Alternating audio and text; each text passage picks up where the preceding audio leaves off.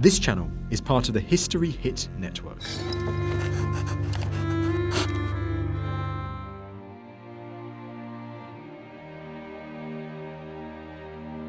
Gotland, 1361. For the inhabitants of the Swedish Isle in the Baltic Sea, everything is about to change. Under the burning July sun, the Gotlanders stand together as one to defend their homes. Invaders are coming, and they'll destroy everything in their way. The Gotlanders must stop them or die trying.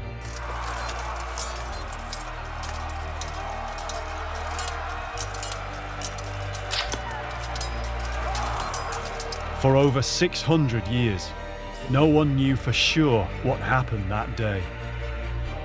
Now, archaeologists are uncovering evidence of a desperate battle in the marshes at a place called Masterby. Having seen their fathers and sons and so on died, everyone panicked and fled. A medieval battle, it's a fight for your life. If you're on the losing side, you're more than likely going to die, and you're going to die a horrible death. The defenders of Masterby stood alone. The medieval world, the 5th to the 15th century. A team of archaeologists investigates medieval life by exploring the world of the medieval dead. We have a classic view of the storybook medieval life. We don't hear the stories about the common man trying to keep his family alive. In our stores there are hundreds, if not thousands, of skeletons. Archaeologically speaking, we can now focus in on the medieval dead people. You're looking for clues in the skeleton all the time. And you couldn't help almost look through their eyes thinking, what did they see? How did they die?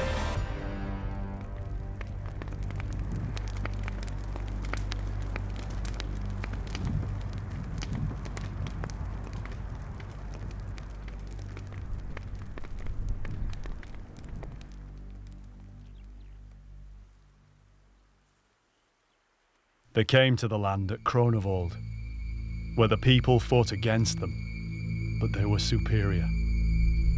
Then they gathered again and fought at Masterby. The second day, a third battle was fought, and the Gotland militia defeated, the others taken prisoner. They let a stone cross be raised for commemoration.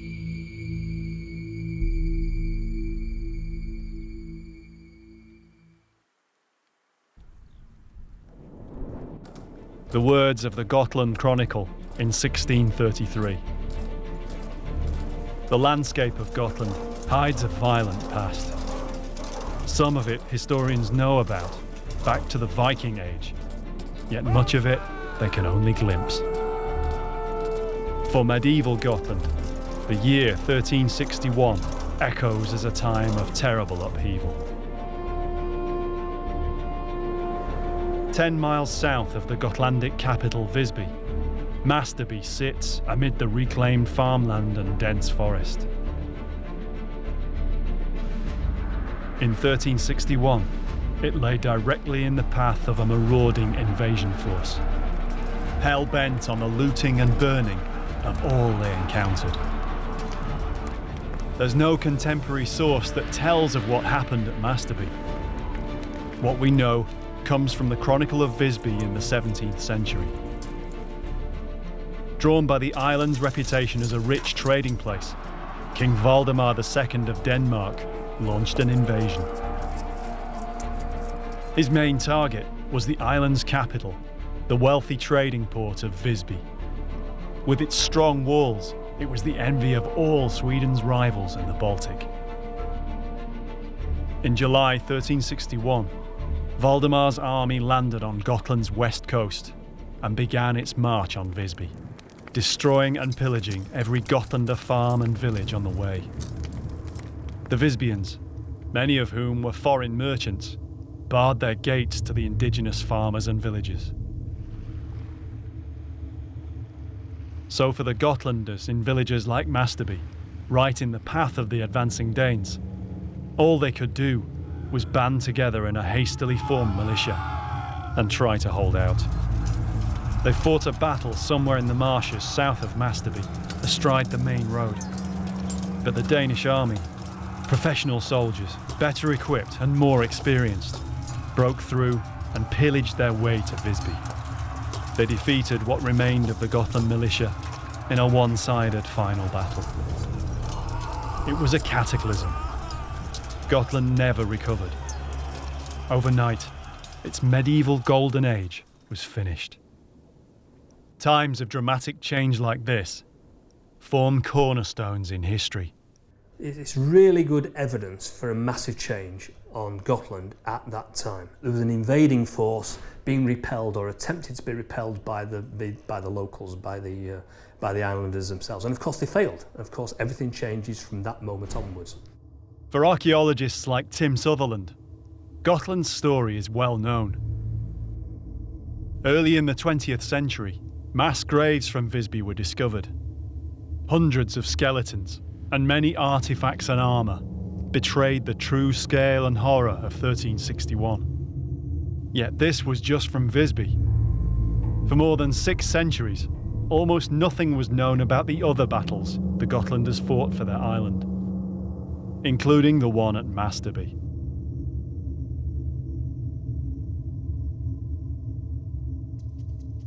In 2012, Tim carried out an archaeological survey of the Visby graves, partially excavated more than 70 years ago. It's one of the most important sites in medieval archaeology. Yet it's now heavily developed, and there's currently little scope for more archaeology there. But there is new work being done elsewhere on Gotland by a team of Swedish archaeologists.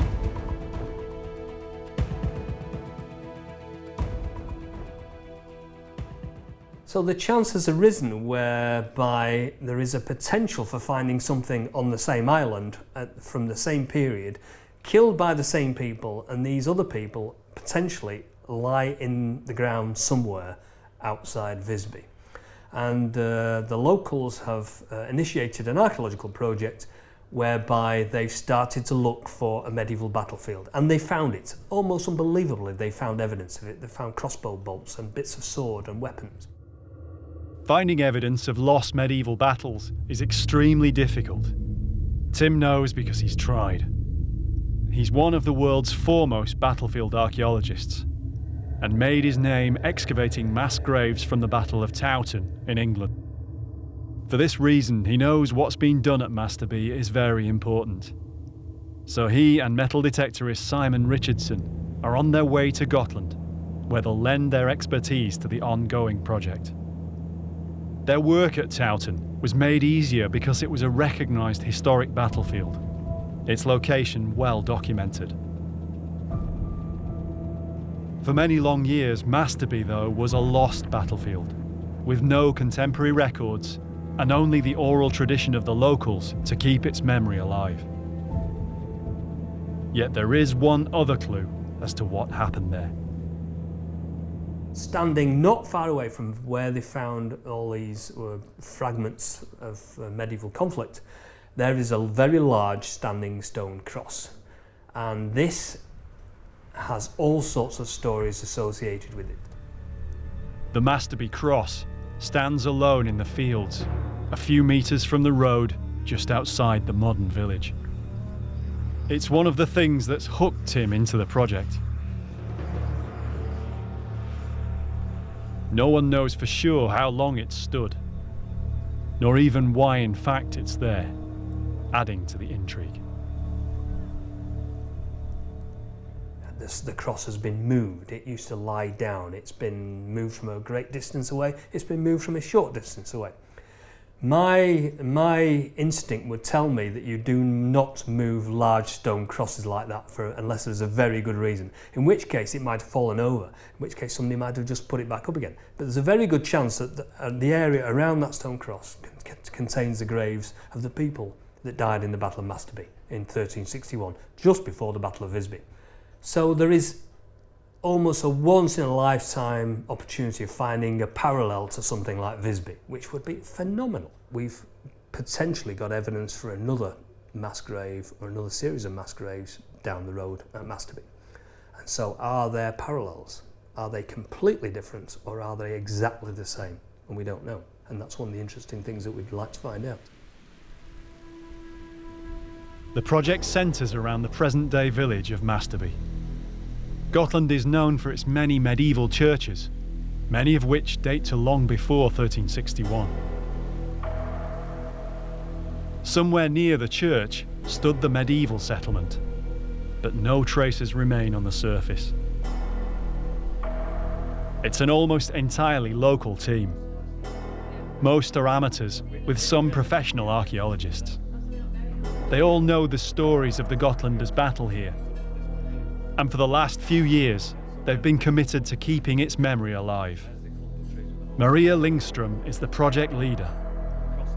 She's a professional archaeologist and was born and raised in Masterby, and so has a strong personal affinity with the story.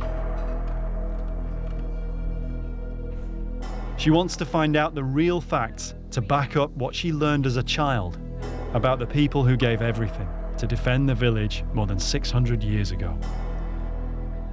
The first thing they had to do was to verify there was any kind of medieval activity there at all. Each year, they run a metal detecting survey to cover a different area of the grid. Slowly, they're gaining an insight into what happened here in 1361. The most important thing is to trace the actual outline of the battle area, piece by piece, grid by grid. The finds are scattered through the fields, lying for the most part right where they fell in the ground, dropped by a fleeing defender or an advancing invader. Now, more than 600 years later, fellow Gotlanders search for this evidence of their forebears. Simon Richardson's experience helps with this. He's one of the most experienced battlefield metal detectorists in the world. While Simon heads out into the fields with the metal detecting team, Tim prepares for a different kind of survey at the Masterby Cross. He's joined by Helen Goodchild from the University of York in England.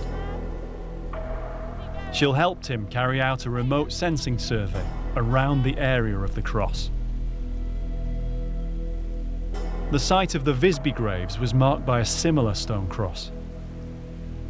No one knows whether there are burials at Masterby.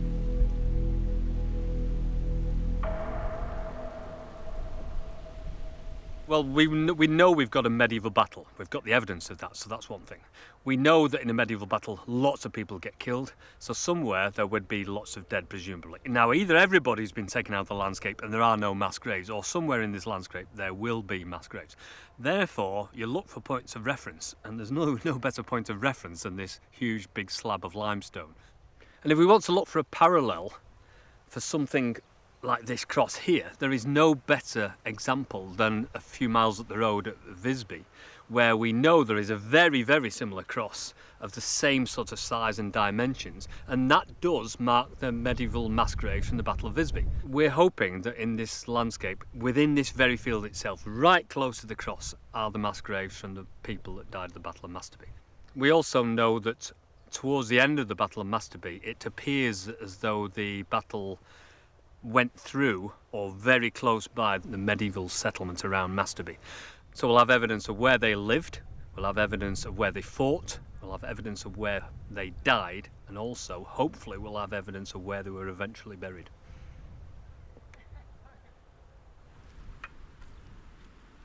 Tim and Helen are using a range of techniques to try and detect any graves that might be here. But much depends on the geology, or even the remains of the medieval buildings. The problem is graves are always really quite hard to pick up, regardless of the techniques used. I mean, it depends what's in the grave. If they're buried with their armour, then we'd expect it to be hugely magnetic.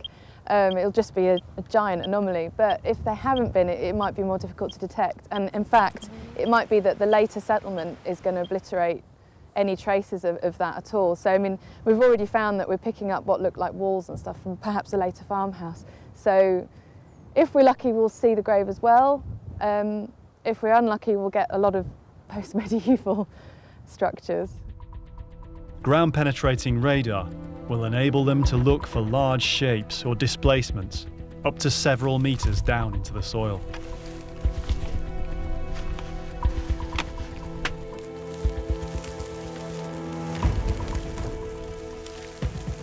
If you imagine a radar in something like a plane or a ship, and it sends a signal out, it's the reflection of that signal off another plane or a piece of land or something, and the ship gets back. So it's a reflected signal that it's recording, and that's what we're doing. So we're sending a signal into the ground, it reflects off something or multiple somethings, and then gets reflected back to the recorder. As they carry out the survey, Tim also lets his instinct as an archaeologist build an idea of what could have happened here immediately after the fighting. From his experience at other medieval battle sites, he's identified a pattern of events. The primary event after the battle itself is that the nearby locals will come and collect their dead. So the members of the family, the wives and the daughters, would come into the landscape and try to identify members of the family and take them away. And then of course you get people coming from further afield who have to do exactly the same thing all over Gotland. They will try to come and identify their family members and hopefully take them away as well. Also you've got people on the battlefield scrounging, looking for items of value. There's lots of activity, and then eventually you are left with a battlefield full of dead that nobody's claimed. And then somebody, sooner or later, will come along, a member of the church, a member of the local aristocracy, and say, right, we'll clear the battlefield. And so anybody that is left will presumably be placed in the mass graves just to clear up. So either the mass graves would be somewhere like a churchyard if there's a very small number of them, or it could be, if there are a large number, they've been in an open piece of landscape where there's a piece of ground that's not under agriculture. At the Gotlands Museum in Visby, Tim and Simon get an idea of the kind of evidence so far discovered from 1361. This is just a small selection of a huge range of artefacts, including armour, weaponry, and human bones. One type of artefact is dominant among the finds made by the Masterby project so far: crossbow bolts. So far, many have been found, probably shot at Gotlanders by the invaders. Valdemar's army is known to have included German mercenaries, possibly some of whom were crossbowmen. The crossbow was a weapon feared on the medieval battlefield. It required less skill and strength to use than a longbow, and so was seen as a devilish, unfair device. A medieval terror weapon, ideal to break a lightly equipped militia like the Gotlanders and drive them back in panic. This glass case contains essentially the Masterby collection, and if you can see, these are the classic crossbow bolts, and the second back from the right there is the classic short, stubby but heavy crossbow bolt, and this is from the battlefield at Masterby. So you brought one with you. So essentially it's the same size, shape and weight, because it's not a little bodkin, it's not a very narrow, slender artefact, is it? It's a big, heavy, serious piece of kit. But this is a Masterby collection, so this has come off the Masterby battlefield. Yeah. So basically these are crossbow bolts, there's no denying that, is there? Yeah, I mean they're all the standard form, aren't they, but just vary in size. So that's important because we're getting continuity now between what is essentially being used across Europe at that time, and we've got them on the Masterby battlefield and we've got them on the Visby battlefield. So it's all the standard kit around that time. It's a short, stubby head as well. It's not a long, slender, like a bodkin arrowhead. So if it hit you in a piece of flesh, obviously you'd survive, but if that hit you in the face or in the head, it would take you down and you wouldn't bother getting up again. Tim and Simon head out into the field to help with the survey. They soon find it's not a straightforward place to metal detect. It's going really well. It's hard work. There's so many nails. Literally pounds and pounds of them in weight. So yeah, you're on your knees every 5 minutes and digging. But everything has to be investigated, so you could leave what you think's a nail and it could be a chainmail link, or a fragment of something else.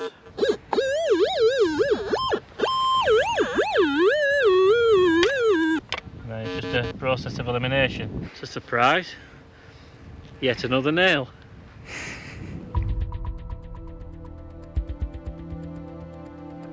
The many nails are a hindrance to the metal detecting team. Scrap from more recent eras is a problem on most historical sites, especially on fields used for agriculture for hundreds of years.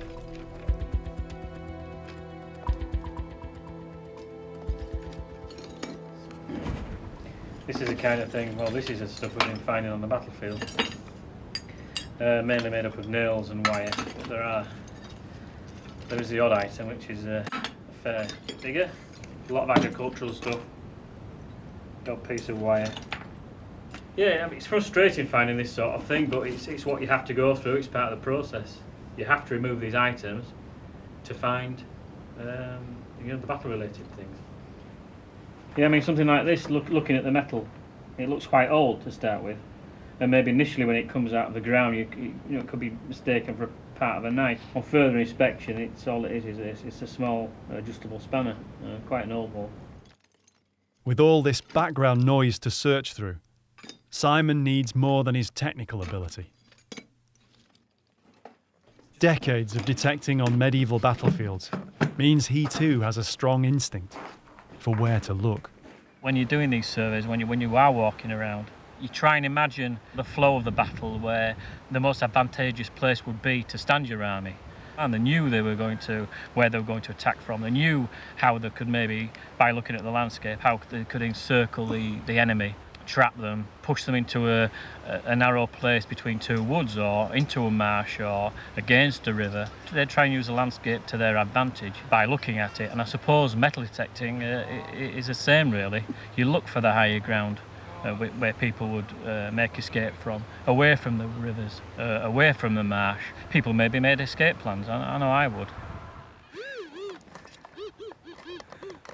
Yeah, I mean, they've been buildings on this landscape 100 years ago, 200 years ago, 300 years ago, and previous to that, and obviously there's no traces of them. Yeah. So they pull the buildings down. So there's just thousands of nails everywhere, aren't there? Yeah. And they're literally just spread absolutely everywhere. Literally everywhere. Yeah. And they're not just one or two. There are literally thousands, tens of thousands of these things. I mean, in a week, I bet I found close to 1,000.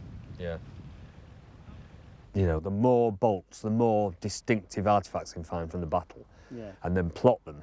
We're just getting this more and more condensed spread of the battlefield archaeology. And we can see that it is actually a battlefield. It's not just a normal piece of land. No, but the area we're moving to in a minute, over there on the rise, that should be quite exciting. Right, because that's on the main route, and it's on higher ground, which will have taken the people fleeing past the marsh. So we're now in the position between the marsh and Masterby? Yes. Right, excellent. So hopefully we'll get even more evidence of the battle then, as people came away from the marsh and then routed towards the village itself.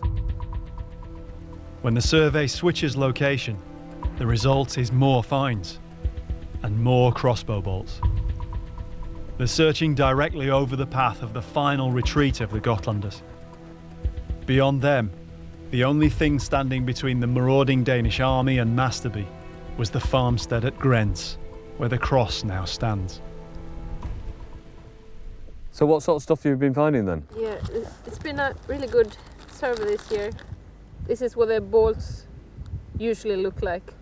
Pretty ugly. Yeah, it doesn't look like a crossbow bolt when you first pick it up, does it?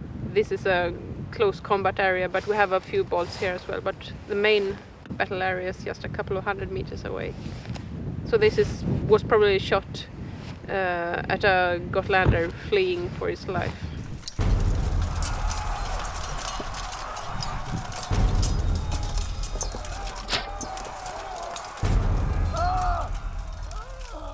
Wow, that's a good one. That's a superb one. Yes. That's what you would recognise as classic crossbow bolts. They are in different sizes, aren't they? Yeah, They're not all the same size. Yeah, Big ones and small ones. Yeah. Over the past few years, the surveys have discovered almost 50 bolts like these. All conflict is brutal. People do get killed, and they get killed in horrible ways. In the medieval conflict, you get literally hacked to pieces, or you get these big lumps of iron, these iron crossbow bolts through your skull or through your spine or through a joint in a limb. And you can just imagine the people so frightened, so afraid, you know, these brothers and fathers and fighting together, you know, seeing the friends, the neighbours, the family killed in terrible ways, and all they really want to do is to protect their community. And you get this invading army coming in, you know, who just want to take it away, and they'll take it away in any way they can. And they're totally afraid, and all they want to do is get away, get back to their homes, which here they more than likely died defending anyway. A medieval battle, it's a fight for your life, literally. You win, your side wins, and you survive. Great. If you're on the losing side, you're more than likely going to die, and you're going to die a horrible death. The bolts are a grim reminder of what must have been a terrifying experience. To be pursued across the marsh under fire. With Simon's help, though, this year's survey has uncovered many other important finds. Some of them could relate to the fight the Gotlanders put up against the Danish and mercenaries. This is a really interesting find that we made yesterday. It looks like the pommel of a sword. This is the upper part of the sword. These fragments are extremely rare, and further evidence of the medieval battle which unfolded across these fields. Here you have the crossguard and the rest of the sword down here. In all, I think this is a second pommel we have. I think most of the swords were taken away by the survivors, so it's really rare to find swords like this. And here we have a buckle. I think it fits in perfectly with a picture of 1361.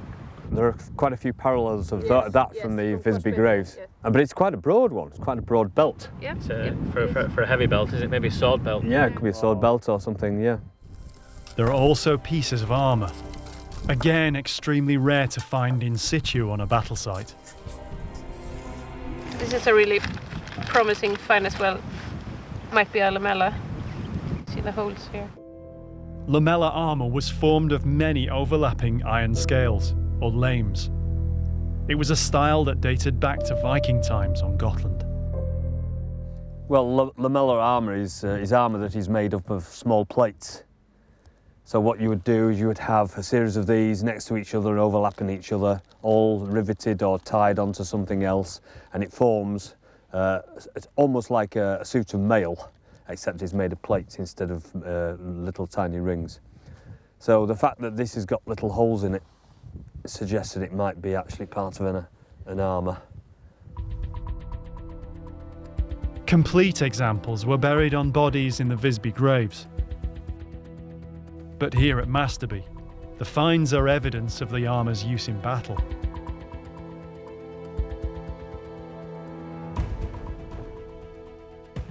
And again, some of these, looking at the Visby examples, you can almost imagine that potentially being shield-shaped. And some of the armour actually has copper alloy designs on the armour itself. So some of these might not even have just been plain, they might have been decorated as well. Tim heads back to the cross. With the radar survey complete, he and Helen use another means of inquiry to try and unlock its secrets. We were told by the locals that there was no inscription on the stone. And so I thought that was quite unusual for quite an elaborate cross like this, and also considering that it's so similar to the cross at Visby, which has got a very elaborate and ornate inscription. And so when we came up here, as you can see, the lichen covers it so well, and disguises it. It's just so camouflaged, you just can't see any indentations on the cross. One of the questions one has to ask is, why is a big cross of this stature standing in the middle of a field in what seems to be a completely agricultural landscape? Automatically, questions spring to mind. Is it related to the battle, and if so, is it the memorial cross of the mass graves that possibly lie underneath it? Or is it just a memorial to the battle itself and the people who died here?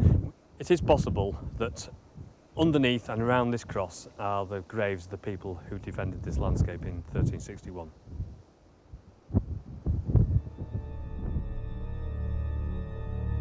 It's possible they might be able to see inscriptions that still remain on the surface of the stone, not visible during daylight hours. All they have to do is wait for darkness.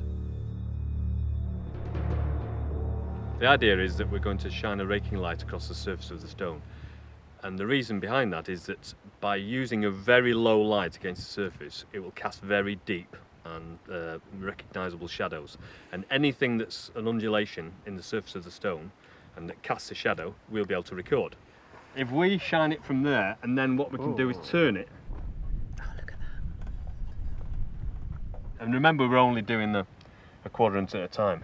You can already see all the lettering turning up. Is that an A? Yeah. Oh yeah, that's an A. There's definitely a D there. Yes, an O. Is that an O? So is that Dominus?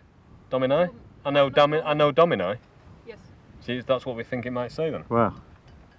And then of course we've got some down here which is incredibly deep already. Whoops. You just read inscribed letters that haven't been read out loud for about 700 years. Potentially, yeah. Amazingly, the inscriptions can be made out after centuries, despite the weathering on the cross, out in the open, exposed to the elements. Every single year you get a fraction of a millimetre disappearing because of frost action. So the water will soak into the surface, then it'll freeze, and the surface will just fall off. But it's minute because it's really hard stone. But over the centuries, what was presumably a deep inscription is almost gone. And so hopefully we're recording it in time, but some elements of it have almost certainly already gone. The letters are very faint and difficult to decipher. They're a kind of script used across Scandinavia and Europe during the later Middle Ages. We are exposing what are almost certainly letters, but some of them are such an odd shape to our modern eye that we have to find a reference to what that letter is. Now, these letters appear to be in the form of what they call black letter, which is a very uniform shape. But what we need to do is to compare known black letters to what these letters are on the inscription. And so we will find some that are nothing like similar. And then we'll find some that are exact replicas, like the letter D. We know that is a black letter, letter D. Yes, I think these dots separate two words. So we have the last letter here, and then the other word starts with an O or a D. That's not a black letter D though. This is a typical black letter D. Yeah. Then it's an O. With a tail on, so it would have to have a tail. Okay, so it's an O then. So it's an O or something similar. Yes. Yeah. And it's very rounded for a black letter. So it may be that somebody's even cleaned it up again. These two are incredibly deep. They are really deep. It's either that or it's just for some reason it's very hard around there. It's not eroded. But we've got such a good letter there. That's beautiful Yes. up there, isn't it? That's just... Yes. But it's a minuscule, or what do you say? It's a small A. Yes. Although it's in the beginning. Yes. Type, yeah. Yes. For Maria Lingstrom, it's an important discovery. She's known about the cross since childhood, growing up in Masterby. But she never realised it still bore these hidden inscriptions. Really excited, yes. Considering it wasn't supposed to have an inscription on it anyway, this is absolutely fantastic. Yes. So we now know that it once had a full inscription, and it's just worn away. I was born here, so I've seen it all my life, and I've always been told that the cross was blind, and that's why we haven't blank. So there's no inscription on it. So yes. you were always told from a very early age that this was a blank cross. Yes. And now, how do you feel about seeing this for the first time? Oh, this is amazing. This is so dream coming true, really. Fantastic. Yes. Part of the inscription seems to be Jacobi, which may refer to St. James's Day. just prior to when the Battle of Visby is known to have taken place. It could just be coincidence. So the cross in Visby has got an inscription that's got the date of their battle on it. Yes. And that was, what date was that? 3 days after, I think, Jacobi then. It must be, since it's the 27th 27th. of July. So if this has got Jacobi written on it, which is St James's Day, then that would refer to a medieval Saints' Day, which very coincidentally just happens to coincide with the date of the Battle of Masterby, which is fantastic.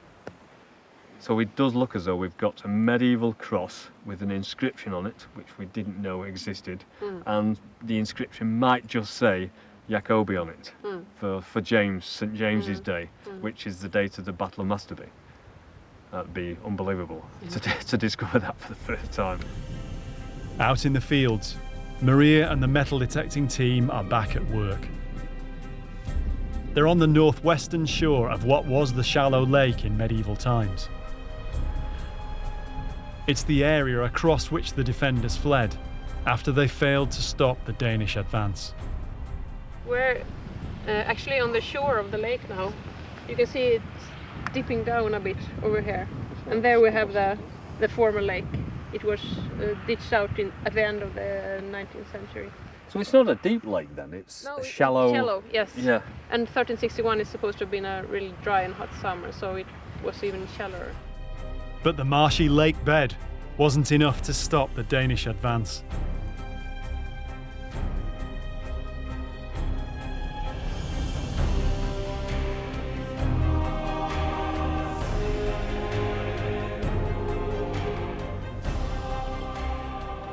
The Gotlanders knew if the Danes came over the lake, the battle would be... It would be over. Yes. Lost, yeah. So the Gotlanders tried to hinder the Danes on the lake, and that's why we have both crossbow bolts there, and also parts of swords, parts of spike clubs and so on. So that was a defensive position. Yeah. They tried to prevent them from crossing that lake. Yeah.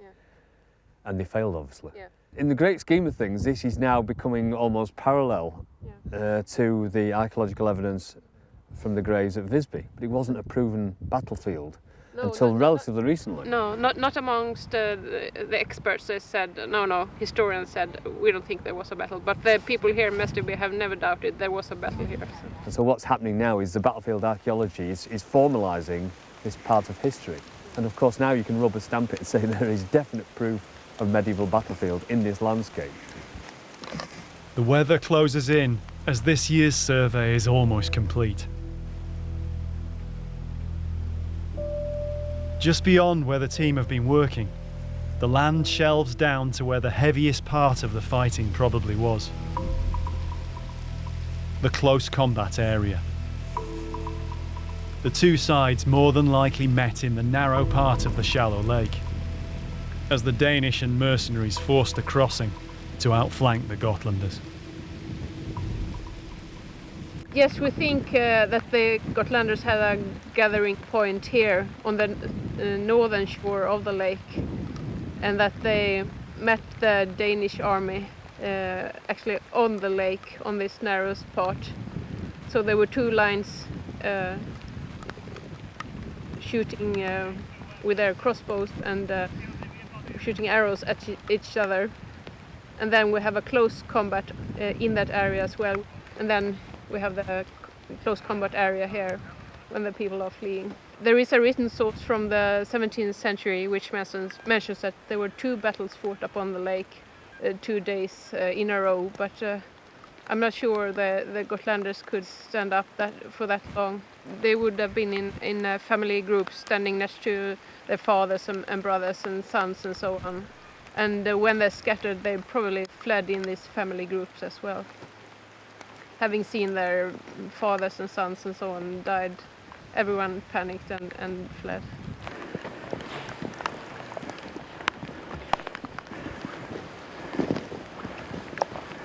How many battlefields now? How many? Too many to count. About my fourth medieval battlefield. Probably one of the most interesting. As the team head out of the field for the final time this year, they're following the route the Gotlanders probably took as the survivors fled back to the village. Tim has seen the signs of this kind of panicked rout before, on other sites, other battlefields. Obviously where things aren't is almost as important as where things are, because then you know the shape of the battlefield itself. And there's usually a big block, a mass of artifacts, and then it usually tails off in one direction, you know, either north, south, east or west or whatever. And eventually it just fades away into nothingness. As the people ran away and were either they escaped or they were killed.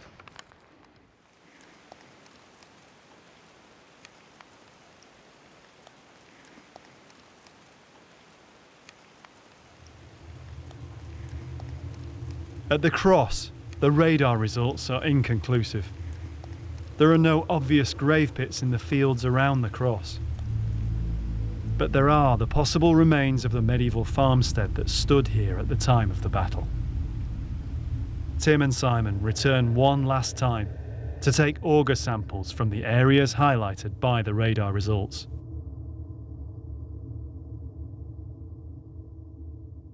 We're augering mainly to look at the subsurface structure of the soil. So we're looking for how deep the topsoil is, and then what the subsoil is made of and how deep it is. That's clean, isn't it? Everybody's telling us that there's nothing here, and until you can prove it, then you just never know. The Masterby cross binds its secrets tightly. This is where the debris trail of artifacts seems to lead. Perhaps the final rallying place of the defenders of Masterby before they were overwhelmed. Tim and Simon try to picture the final moment. And where, if anywhere near here, the bodies of the fallen Gotlanders lie.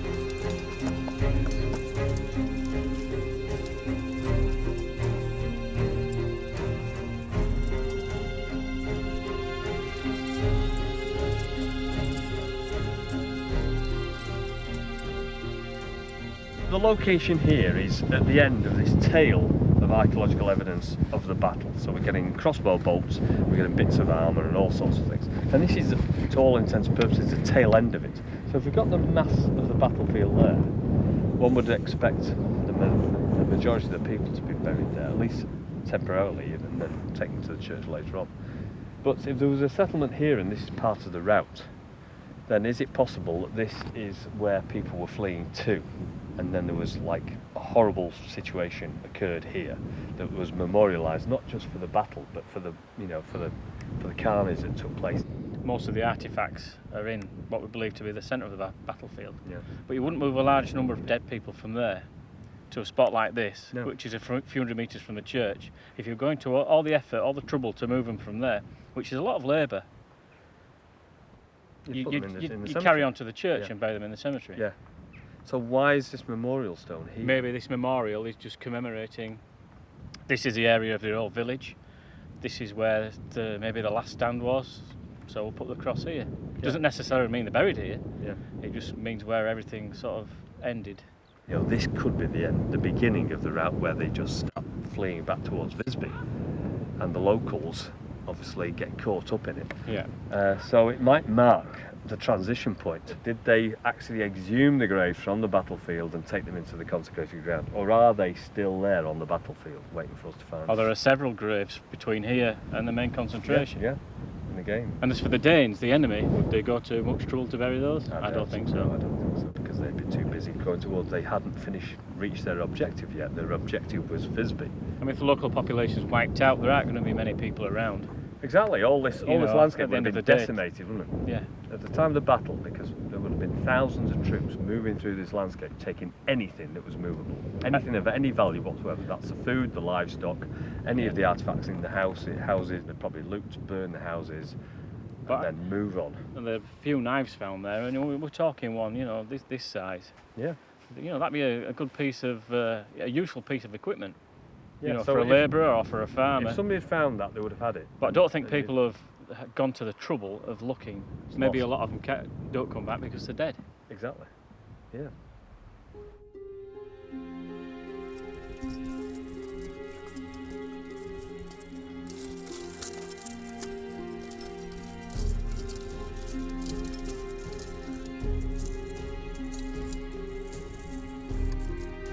Whatever happened here in the hours and days following the battle, the walled city of Visby capitulated soon after.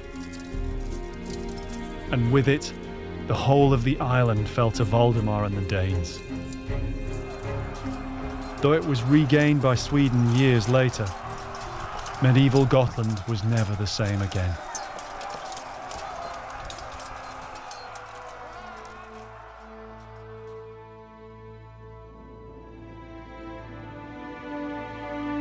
Like their brothers in arms who filled the grave pits outside Visby, somewhere in this landscape, so far undiscovered, lie the defenders of Masterby.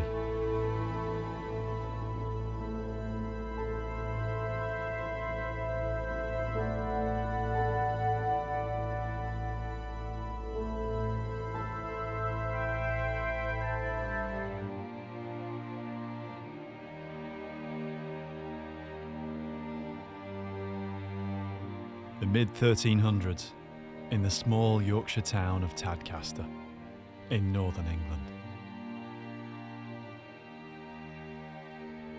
By a simple shallow grave, a body is prepared for burial. There are no grave goods to accompany this person on the last journey to the afterlife.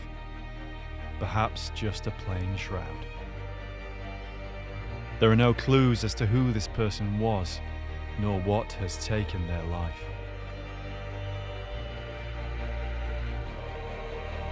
Now a team of archaeologists investigate. They'll use all their experience and a range of techniques, the latest advances in genetic research and hard work in the ground. A lot of people were killed in and around Tadcaster. They'll try to discover who was this person, how did they die, and what can their remains tell us about life more than 600 years ago. There was less fear of death and more acceptance that it was going to happen. Until now, the truth was known only to the medieval dead. The medieval world, the 5th to the 15th century. A team of archaeologists investigates medieval life by exploring the world of the medieval dead.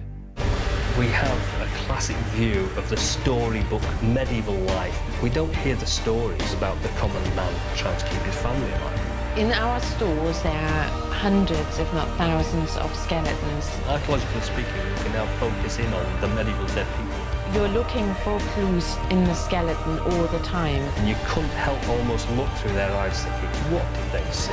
How did they die?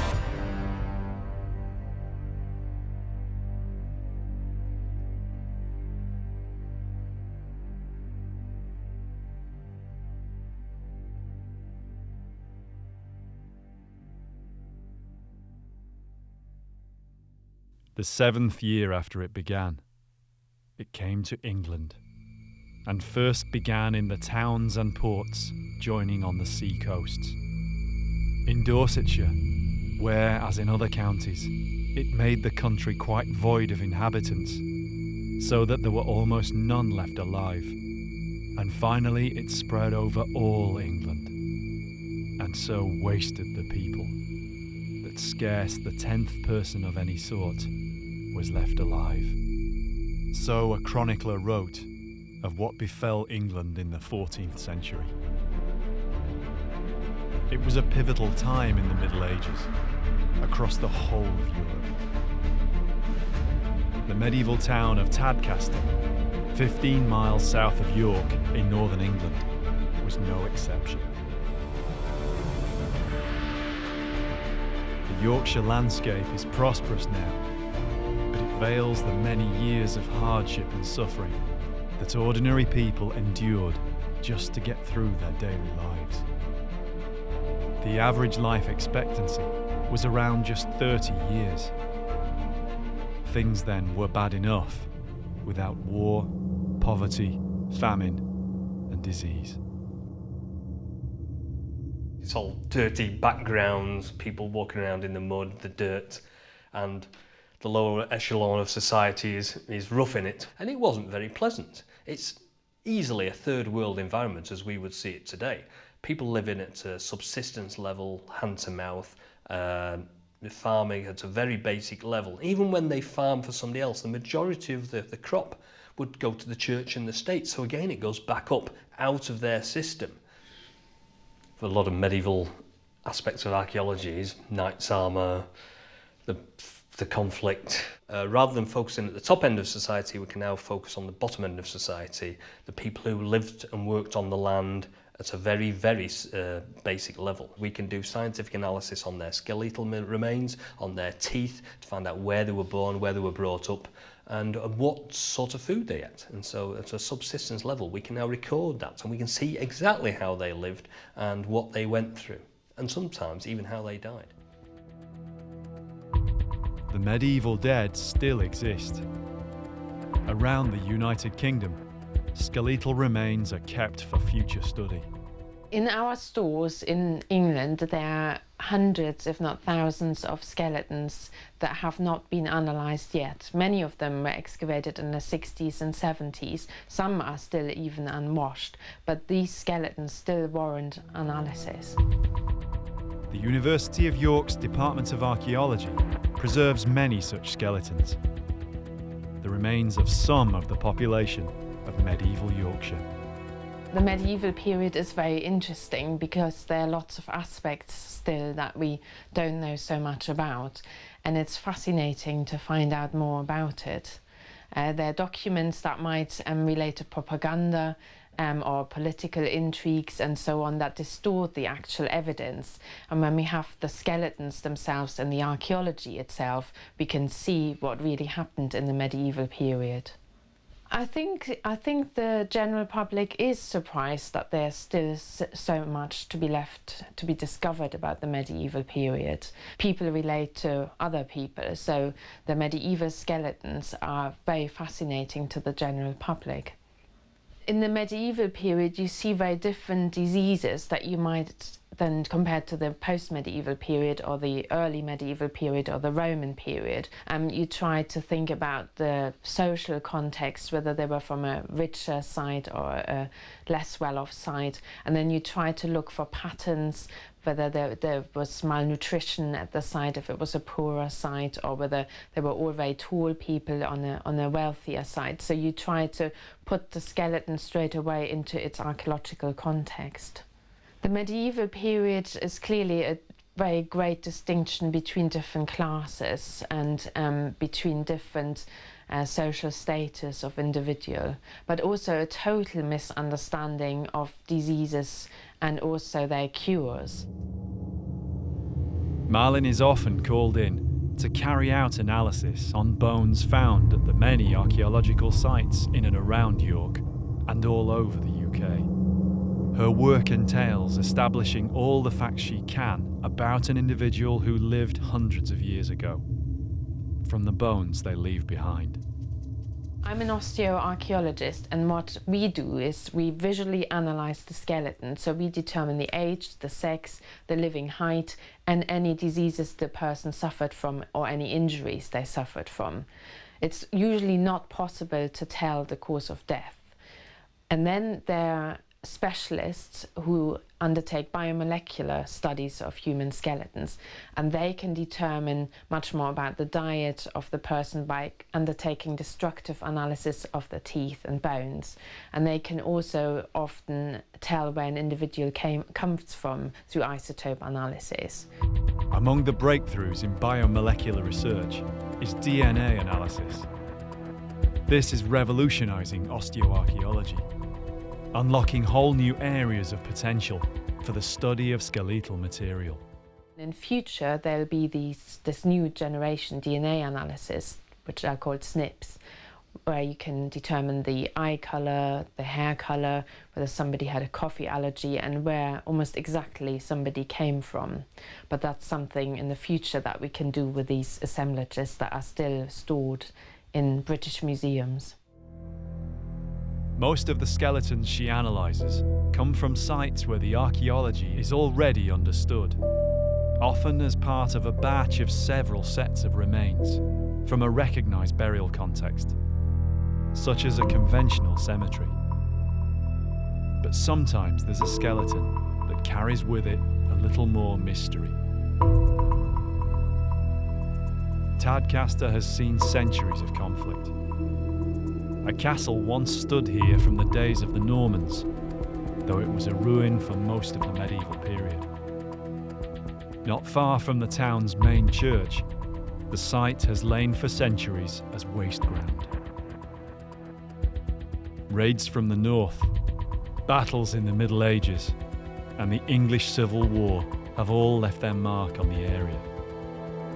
While the Castle Hill site has remained empty and largely free from modern building. Few people ever realised, though, that it was a place of death and decay. Simon Richardson was just a boy here when one school holiday he heard that a grim discovery had been made in the garden at Castle Hill. It sparked in him a lifelong passion for history and archaeology. When I was 11 years old, I asked the landowner, or the homeowner, if I could have a look around the garden. People said this undulating landscape was a Roman castle, but it wasn't a Roman castle. Even at 11 years old, I knew it was a motte and bailey from around the period of the Norman conquest. The chap who had the garden, he let me look around. I came back a few more times. One particular day, he showed me some photographs. And they were talking 1975, I was 11. My eyes must have lit up. There were photographs of skeletons which had been excavated from his garden, just over here in fact. And I missed the excavation by a few months.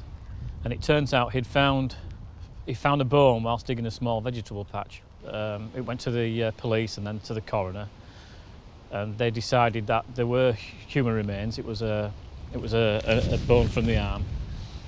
The remains they'd found were very, very old. They investigated a few areas within the garden, and I think they turned up about 12 individuals. I remember one specific photograph, and it was of a skull, and it had a rhomboid hole in the side of its head, which is like sort of a squat diamond shape.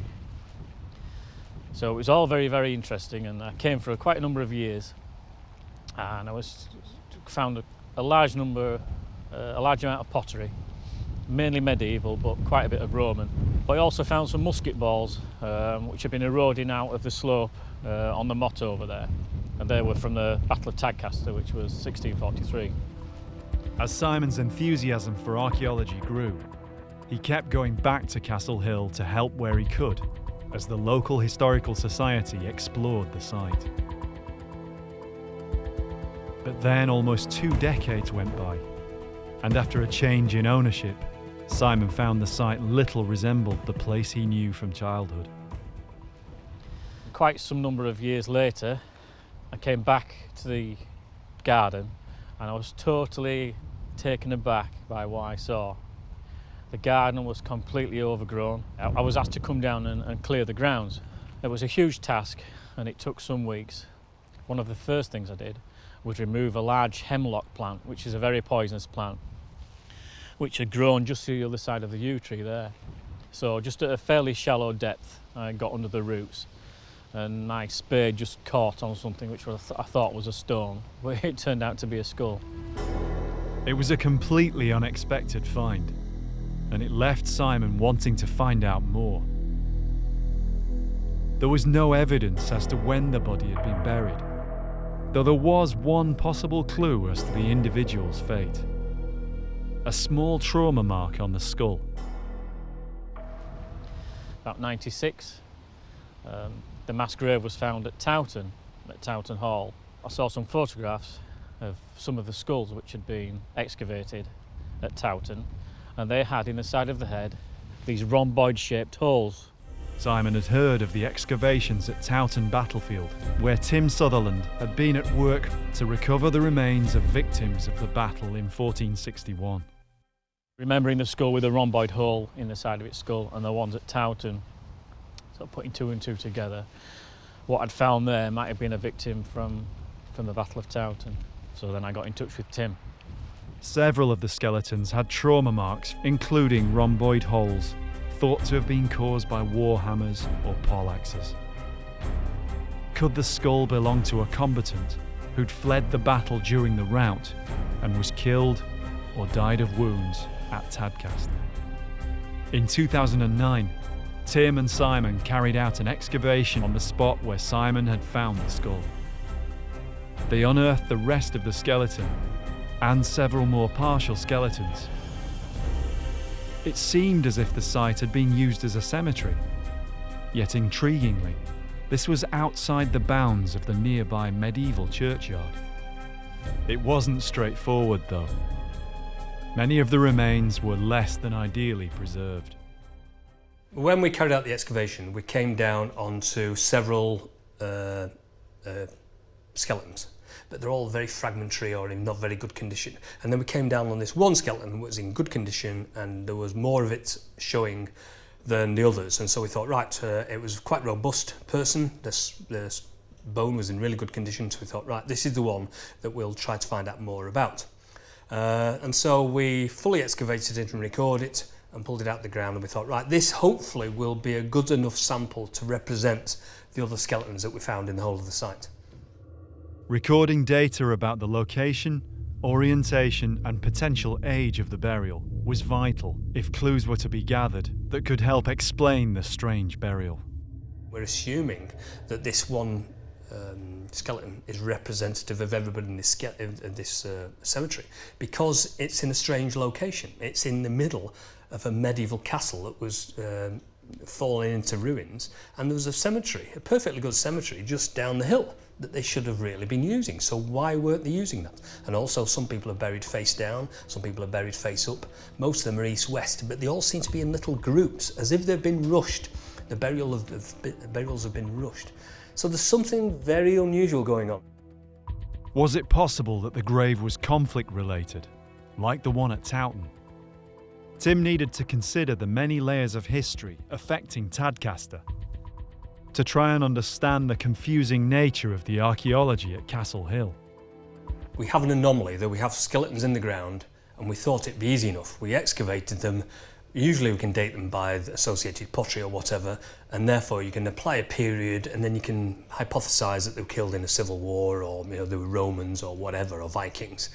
And then what happened was that the context they were in was completely undecipherable. And so what we needed to fix them, anchored down to a period, was a dating mechanism.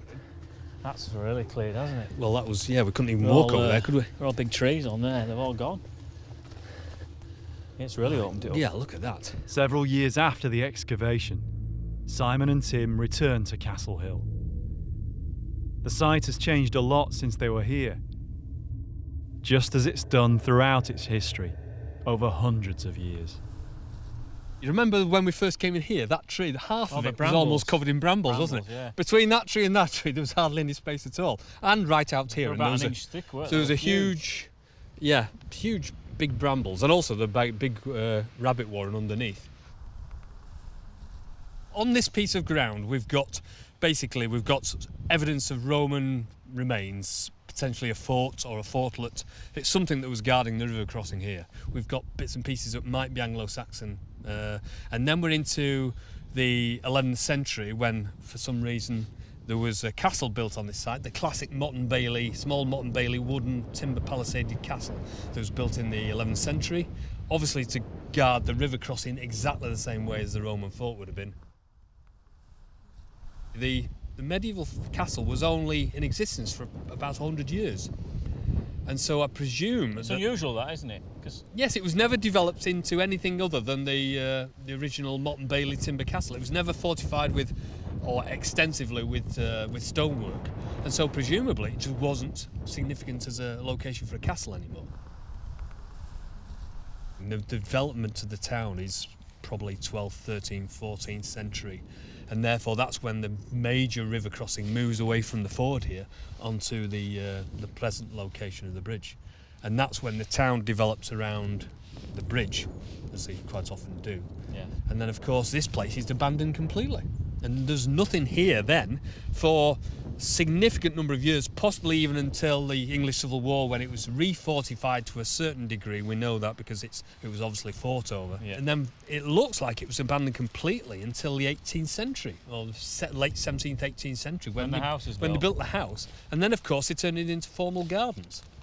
And that brings up the question as to why these skeletons that were found here in the 70s, and then we subsequently refound, why were these skeletons buried on these bodies buried on the top of this hill? Are they Roman? Are they Anglo-Saxon? Are they Norman? Are they post-Roman? Are they English Civil War, for example? Are they people that died during one of the sieges of Tadcaster? Or are they significantly later? And we need to know that. The important bridge at Tadcaster forms a vital crossing point of the River Wharfe. Historically, its position has held significant strategic importance. This means the town has been no stranger to war over the centuries, particularly in the medieval period. Tim had to consider a number of possibilities to support the idea that the skeleton might have been the result of conflict. In the early 14th century, the Scottish leader William Wallace led attacks into England, and many were killed during his raids on the York area. It's not commonly known that the Scots travelled this far south and succeeded in creating a lot of damage, but they did. They moved further south than this, and there were conflicts in and around, this area, and it's known that there was conflict when the Scots invaded in the early 1300s down here. But the most significant military event in the Tadcaster area for hundreds of years dated to the 15th century, more than 150 years after Wallace.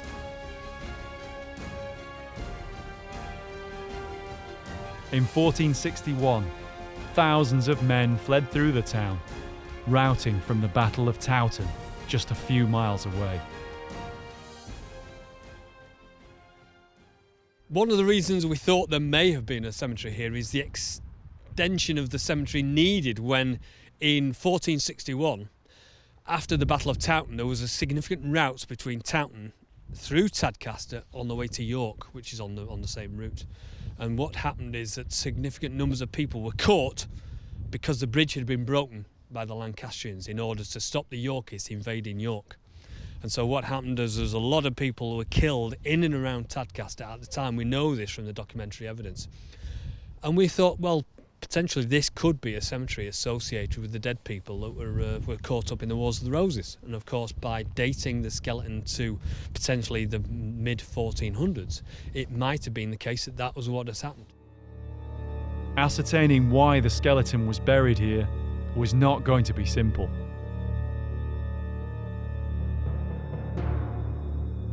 It wasn't even clear what sex it was. Detailed analysis was needed.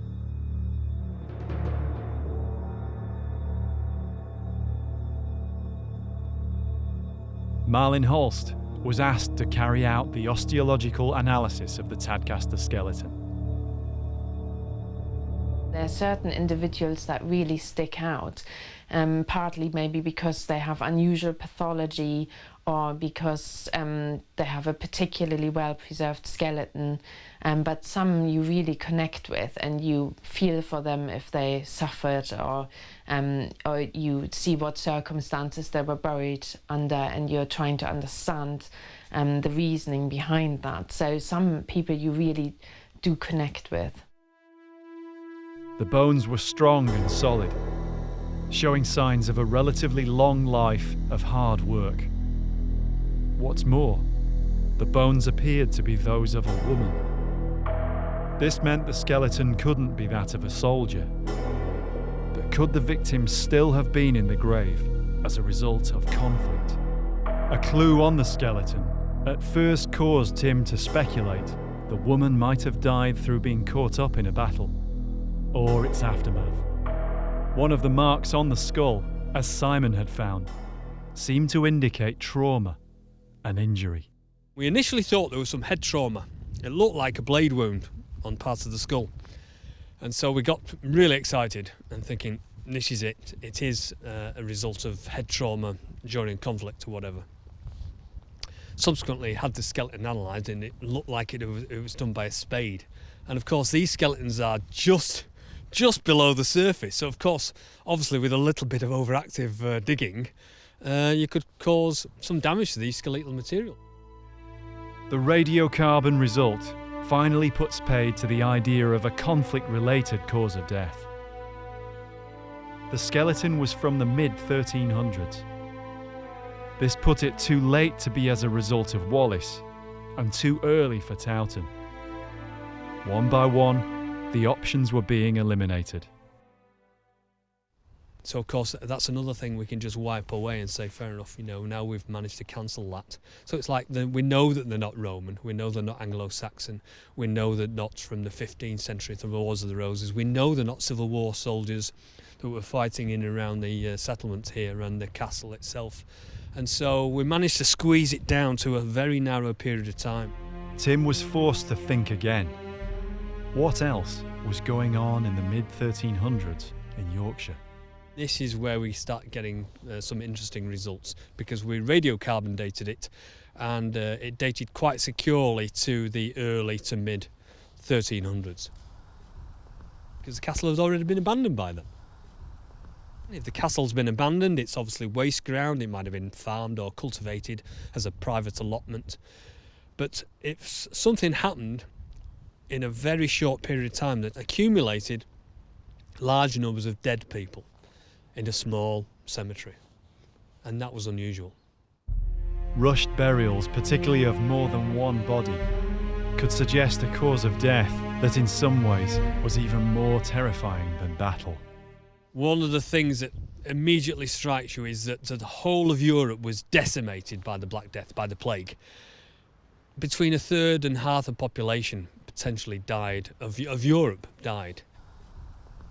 A significant number of people died in and around Tadcaster.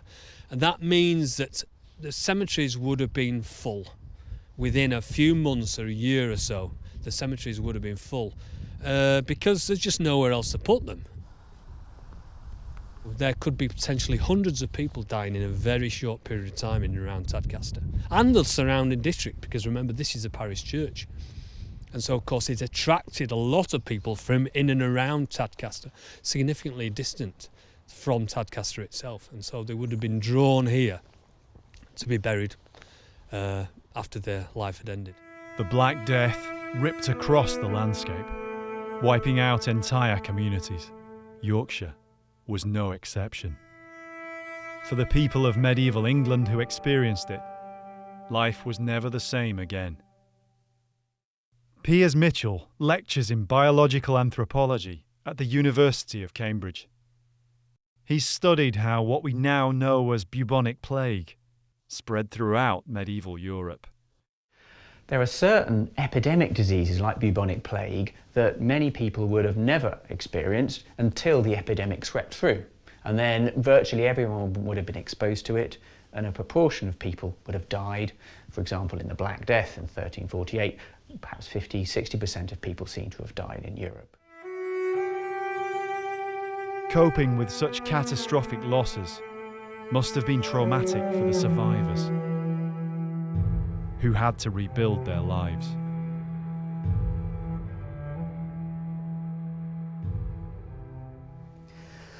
We have to remember that in medieval Europe, attitudes to death were somewhat different to what they are now. Religion was very important, and the place of the church was very important. So, although no one particularly wanted to die, there was a much stronger thought that what's important is that you live your life so you go to heaven when you do die. So, unlike today, there was less fear of death and more acceptance that it was going to happen, and people were taught by the church that what's important is when you did die, you'd lived a good enough life to go to heaven. And so there were slightly different attitudes to disease and different attitudes to death. You didn't necessarily have to be cured of a disease to have a good life, but so long as you prayed and ticked all the boxes from the point of view of the church, then it didn't matter if you died early, because if you went to heaven, that's what life was all about to the medieval mind. The Black Death outbreak in the 14th century killed large numbers of people very quickly. Up to now, the only known evidence for mass deaths of this kind is from London. Could the comparatively small number of skeletons at Tadcaster also be a result of the plague?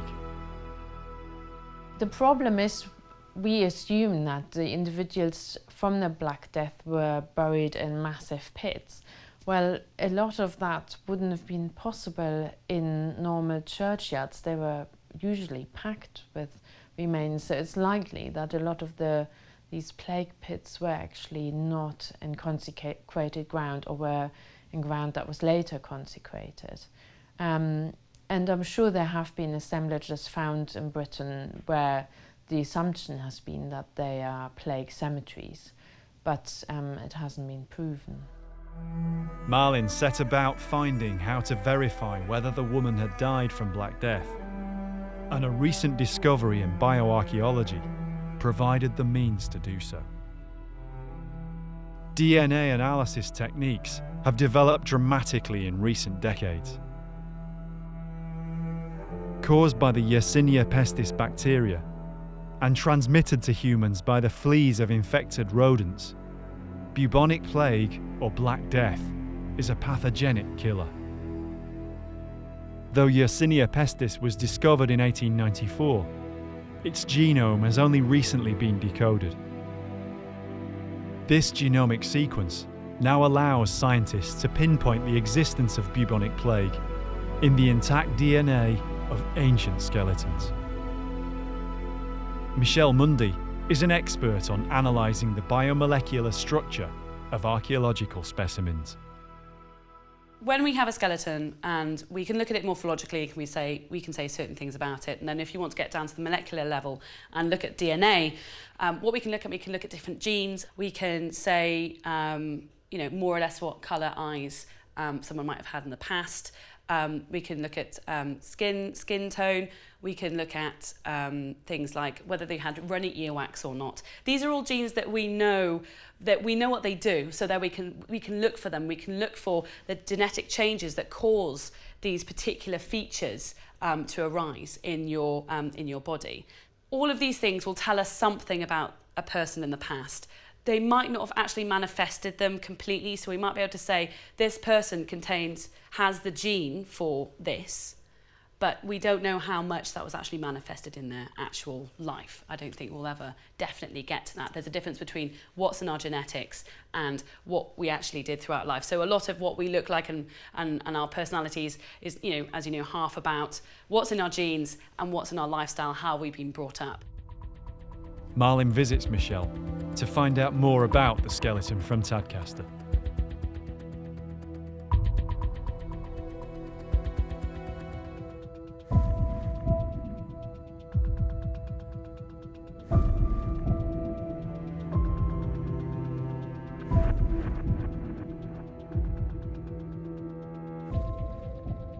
It would be interesting to see whether this skeleton actually is related in any way, or the mass grave is related in any way to the Black Death.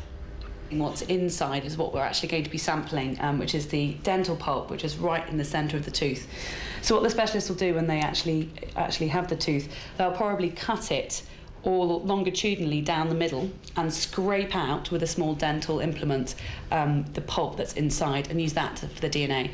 Although you can get DNA out of any tissue that's surviving, the best to go for, or the best material to go for, would be the teeth, because the dental enamel is what's protecting the DNA inside. It's much harder for things to get inside teeth than it is for things to get inside bone, and vice versa to get out as well. So we want to use a tooth that is as intact as possible, has as much of the enamel there which would have protected the DNA inside, and we want these roots to be fused.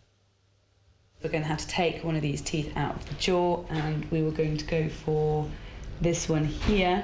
Yeah. Unlike the other ones, it doesn't have quite as much wear. There is a bit of wear on the top there, but hopefully that hasn't actually reached the dental pulp inside. So that's probably going to be the best one for the job. So we're going to go for the site code TAD CH09. And we're going to go for Y pestis, Yersinia pestis, which is the causative agent of the Black Death.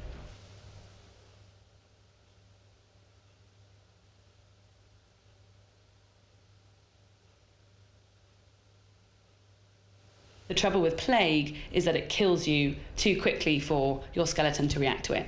So we'll need to use DNA because you won't be able to look at a skeleton and say, we think this person's died of plague. Whereas you can look at a skeleton and say, we think this person might have been suffering from tuberculosis or leprosy and those sorts of ailments. We can look at the skeleton for that because they are long-term diseases where your bone often, they might have had it for a long time, and in which case your bone has actually reacted to the disease. Plague, no chance.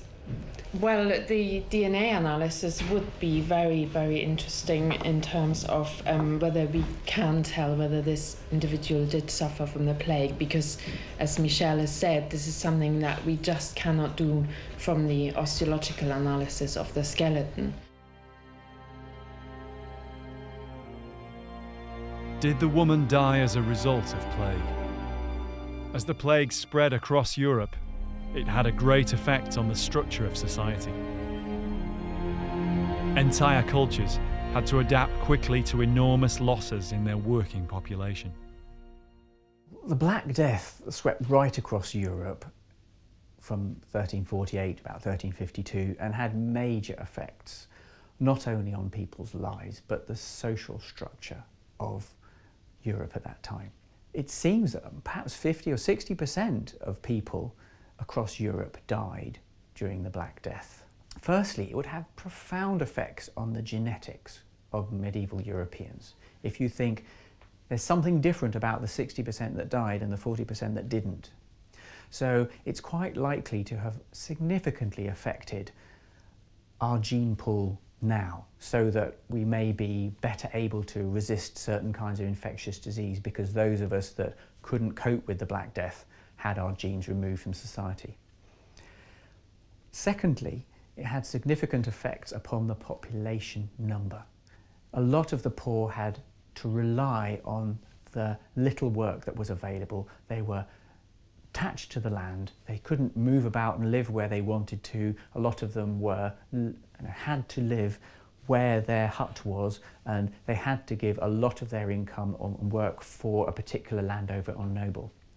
When you have 60% of workmen die, then you suddenly have this bizarre position where there's a shortage of labour and people can move around because the landowner next door is prepared to pay you to go and work for him. And people could move to towns and get work there because all the labourers were dead. And so suddenly people weren't tied to the land anymore. They weren't semi-slaves to the nobility.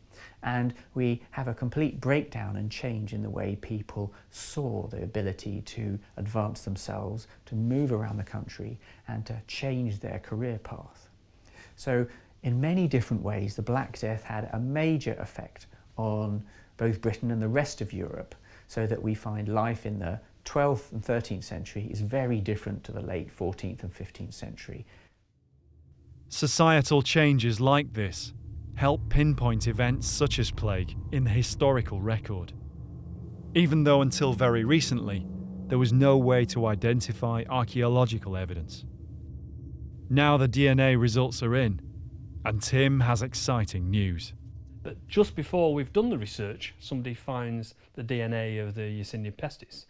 And so obviously not to utilise that would have been crazy. So we asked them, and it tentatively looks as though it's evidence of the plague, which is unbelievable. And it's very unusual, I believe, because to find a plague cemetery that's not either a mass grave or somewhere very urban like London, for example, where they found huge burial pits from huge plague pits. But to find what looks like almost a normal cemetery with evidence of the plague in it is fantastic. And so it leads on to other things.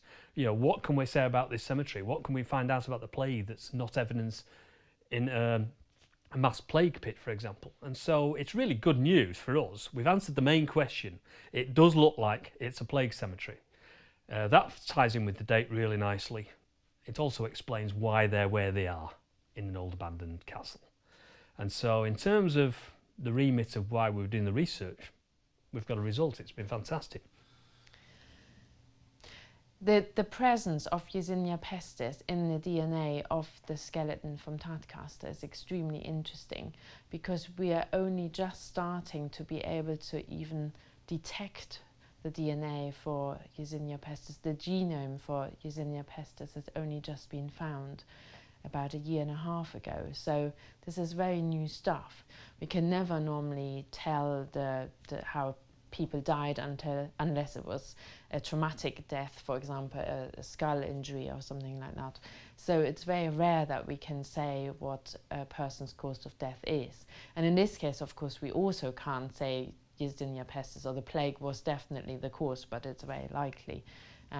If she suffered from the plague, then it's likely that that was the cause of death. So would this explain the burials at Tadcaster, in the remains of the castle, away from consecrated ground? The problem of having to bury sudden large numbers of dead would have given the people of Tadcaster a serious problem. What's happening is the normal method of dying and the disposal of the dead has been interrupted. There are just large numbers of dead. The cemetery is expanding to its limits. And now we've got evidence it's actually burst out of the cemetery and it's gone into this waste ground, which was the old abandoned medieval castle. Every day, 1 or 2 people are dying in a very local community. So imagine if people you know and they're literally dying around you, one after the other, one day after another, and then another one goes. And it must have induced some sort of terror in you because you don't know when you're going to go or if you're going to go. And so the whole atmosphere must have been really charged by this whole uncertainty about, are you going to survive? Are you going to end up on this hill in an abandoned castle up outside a normal cemetery? But you would have heard about it throughout Tadcaster, throughout the whole of York, throughout the whole of England and beyond England. It was spreading across Europe. Even though it's known that plague affected almost all the country, DNA analysis like this provides a way of finding conclusive archaeological proof.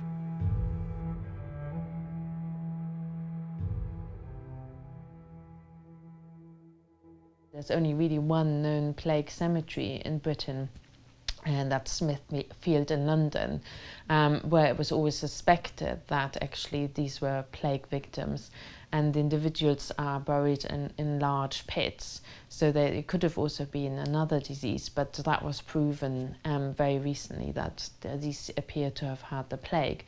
So this is really only the second individual or the second assemblage from Britain where this has been proven, so it's very exciting. And the excavation only uncovers a couple of skeletons, and only one of those was lifted. So we don't really know the extent of the grave or the number of skeletons, but it's possible that this is a plague pit and there are many skeletons there. Many questions have been answered about the life and death of a woman buried in a shallow grave with a few other individuals over 6.5 centuries ago.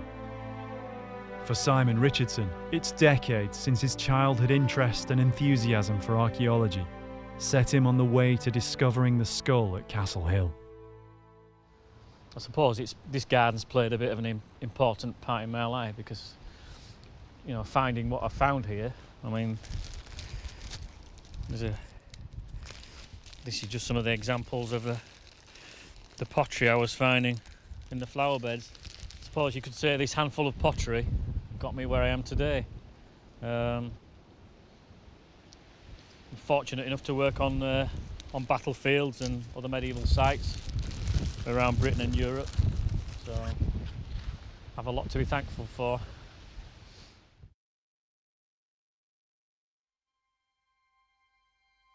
The woman whose body Simon discovered had lain within sight of the church in which he himself was married and in which his children were christened. It's a reminder that the archaeology we find in the ground is often all that remains of the trace of a human life. Such is the fragility of what we leave behind, beyond written record or living memory.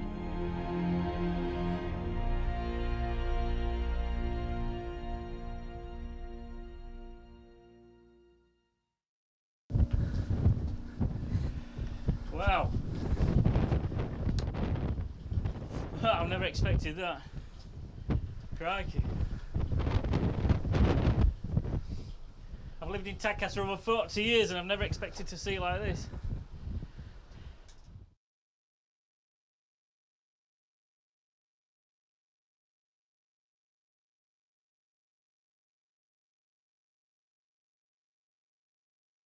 You do think about these people when you dig them up.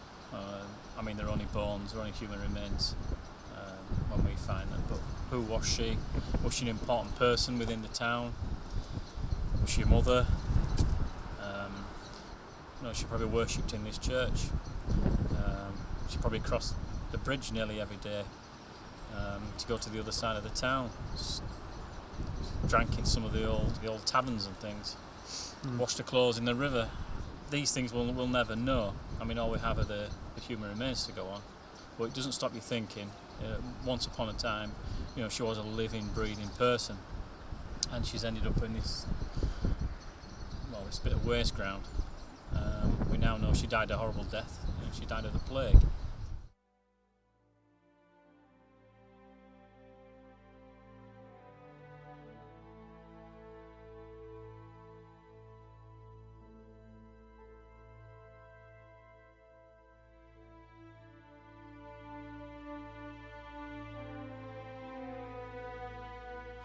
If I had knocked on the door all those years ago, when I was 11 years old, she'd probably still be laid dead there in the ground, undiscovered, forgotten about.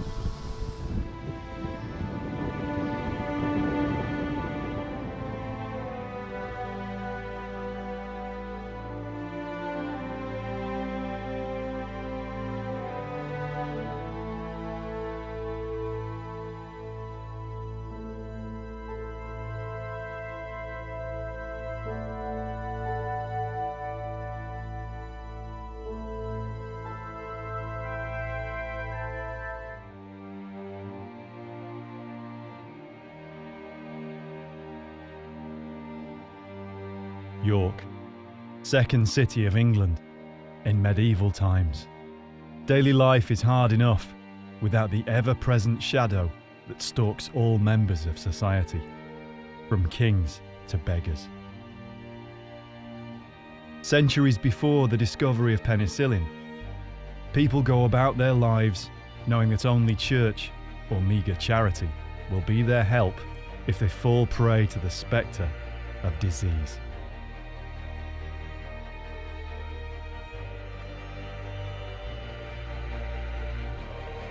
For more than 700 years, a woman lay buried below the old stone streets of York. There was no record of who she was, nor of the awful condition she had to endure without hope of a cure. You accepted death was going to be with you soon. Now new research is unlocking the story of her life by uncovering the evidence contained in her bones. It could be the proto-NHS, but a long, long time ago. The medieval world, the 5th to the 15th century. A team of archaeologists investigates medieval life by exploring the world of the medieval dead. We have a classic view of the storybook medieval life. We don't hear the stories about the common man trying to keep his family alive. In our stores there are hundreds, if not thousands, of skeletons. Archaeologically speaking, we can now focus in on the medieval dead people. You're looking for clues in the skeleton all the time. And you couldn't help almost look through their eyes thinking, what did they see? How did they die?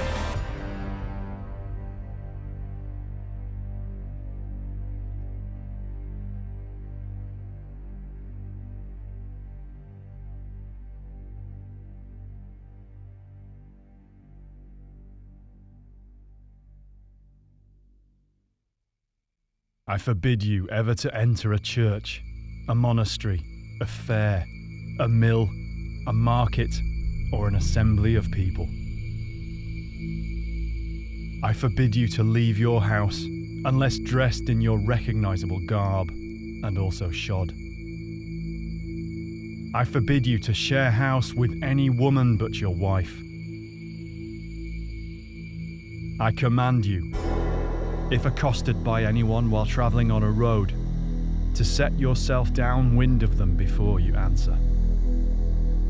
I forbid you to enter any narrow passage, lest a passerby bump into you. I forbid you, wherever you go, to touch the rim or the rope of a well without donning your gloves. I forbid you to touch any child or give them anything. I forbid you to drink or eat from any vessel but your own. The words of the Mass of Separation, thought by some to have been spoken by medieval churchmen to sufferers of leprosy.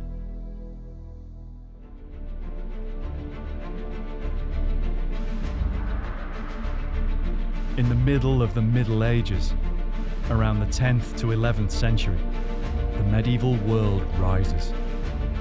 As the Dark Ages are gradually left behind, the rate of change within societies gathers momentum. Across Europe and the Near East, societies experience huge change. Birth rates increase and populations grow. Migration between countries increases, and within countries, migration from the land to urban areas.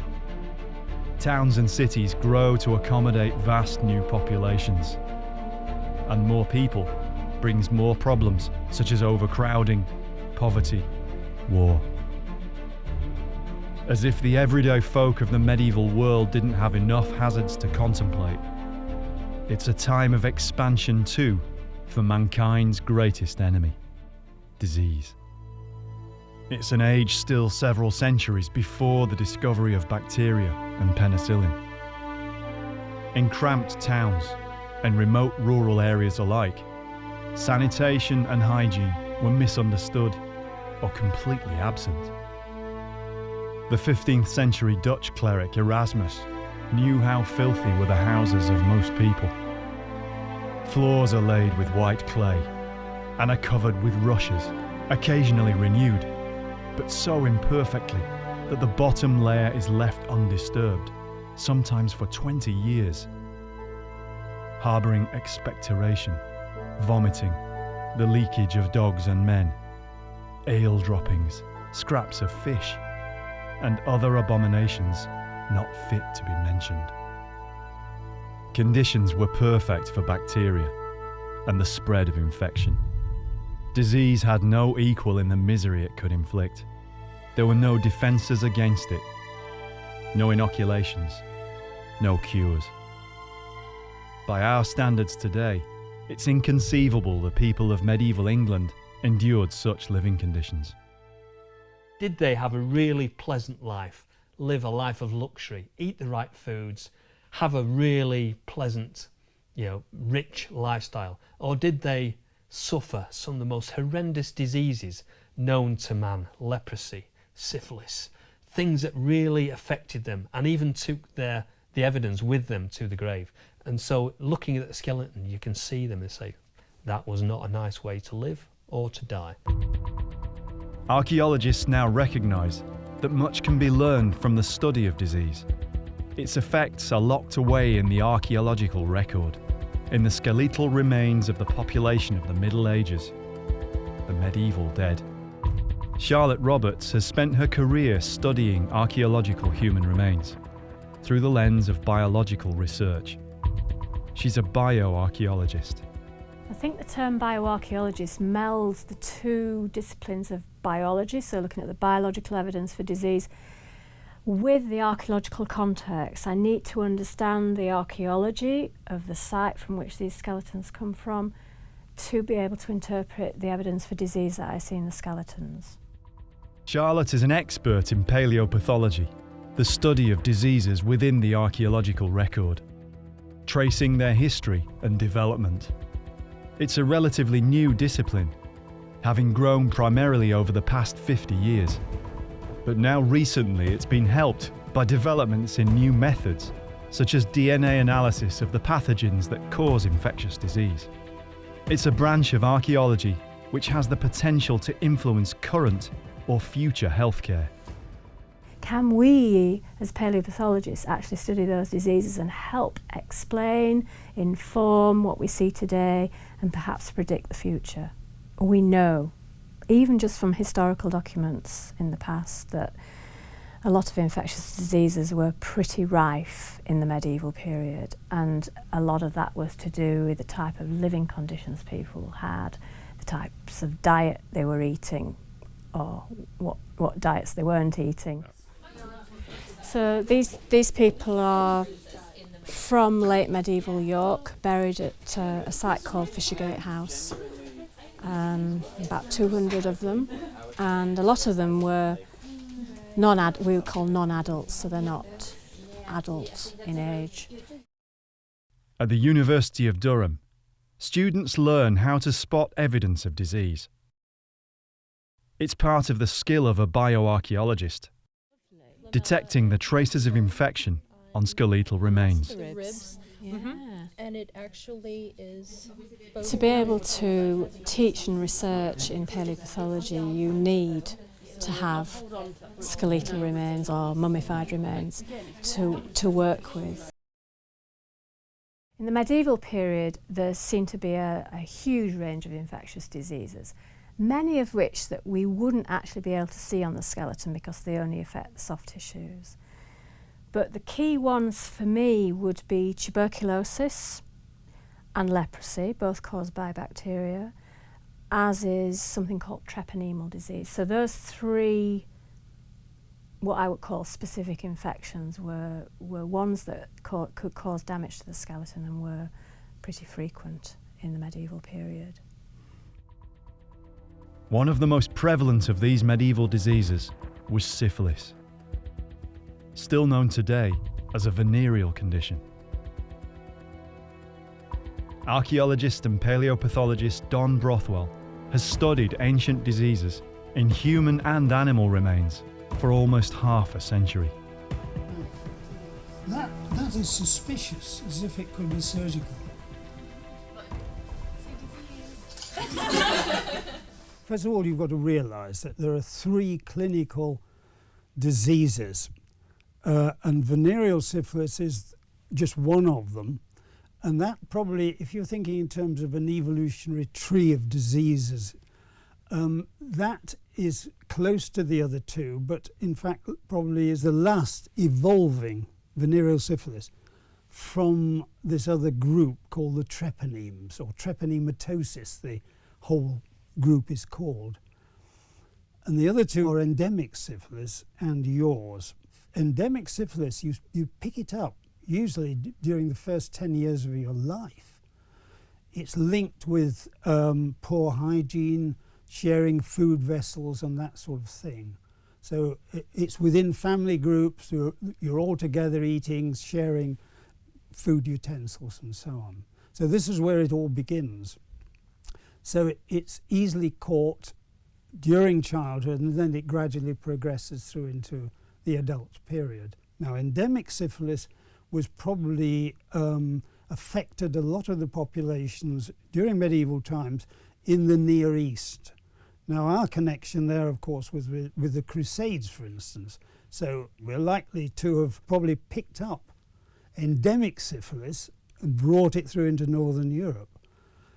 I think at that stage, probably well-defined venereal syphilis, sexually transmitted syphilis, probably wasn't around or was extremely uncommon. Through his work in paleopathology, Don believes that syphilis underwent a fundamental change, identified through remains in the archaeological record. The transformation happened within the medieval period, at the height of the great population changes then occurring. But what I think was happening during the medieval period was that, in fact, the disease endemic syphilis was becoming transformed, and it was becoming transformed because it had to move through into Northern Europe, into different societies in colder climates and so on. So the medieval world was very interesting from this point of view for the evolution of venereal syphilis, I think. This is really quite an interesting phenomenon that was going on during the medieval period. We know diseases have changed. They change their face through the years, modifying themselves and so on. I mean, Darwin would have been excited by this, and he didn't know about it at the time. We don't know how many times it's changed. This is something which we still really have to study. We can study the evolution of man, but in relation to that, there's also the evolution of the diseases which were following him through time, as it were. The work of paleopathologists is being aided as more skeletal remains become available for study. Less stigma is attached now than in previous eras to excavating Christian burials from the medieval period and even later.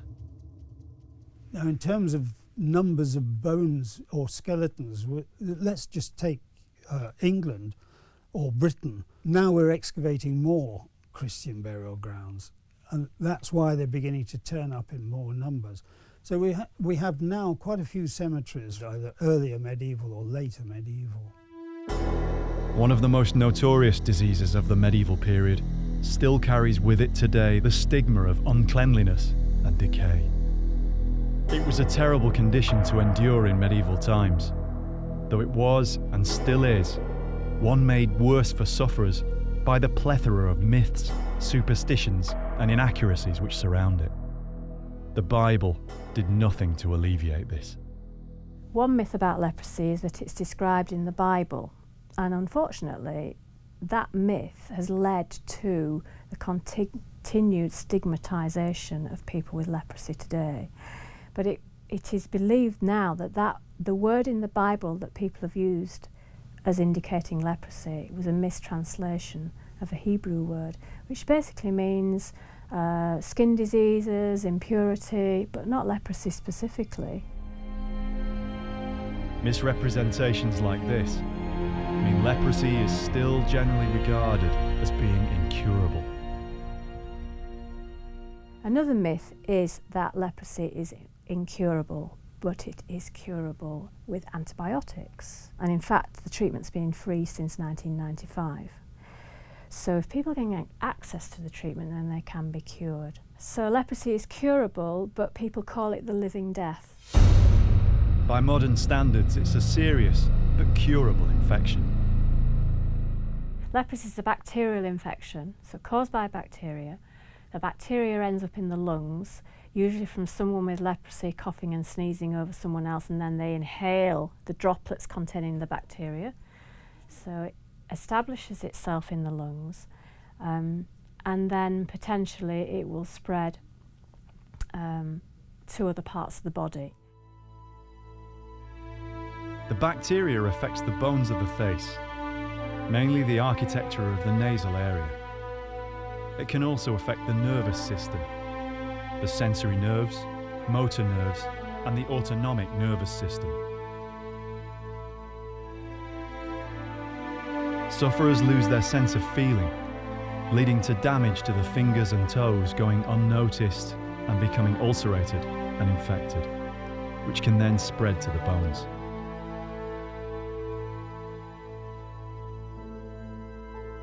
Another crude myth dogs leprosy sufferers, that they lose fingers and toes. Again, it's a misrepresentation of the disease's symptoms.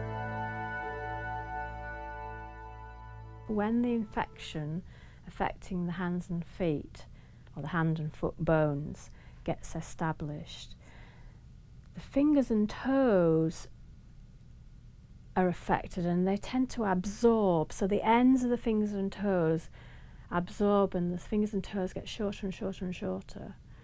But the skin contracts around what's left of the fingers and toes, and the actual nails, the fingernails and toenails, are actually retained.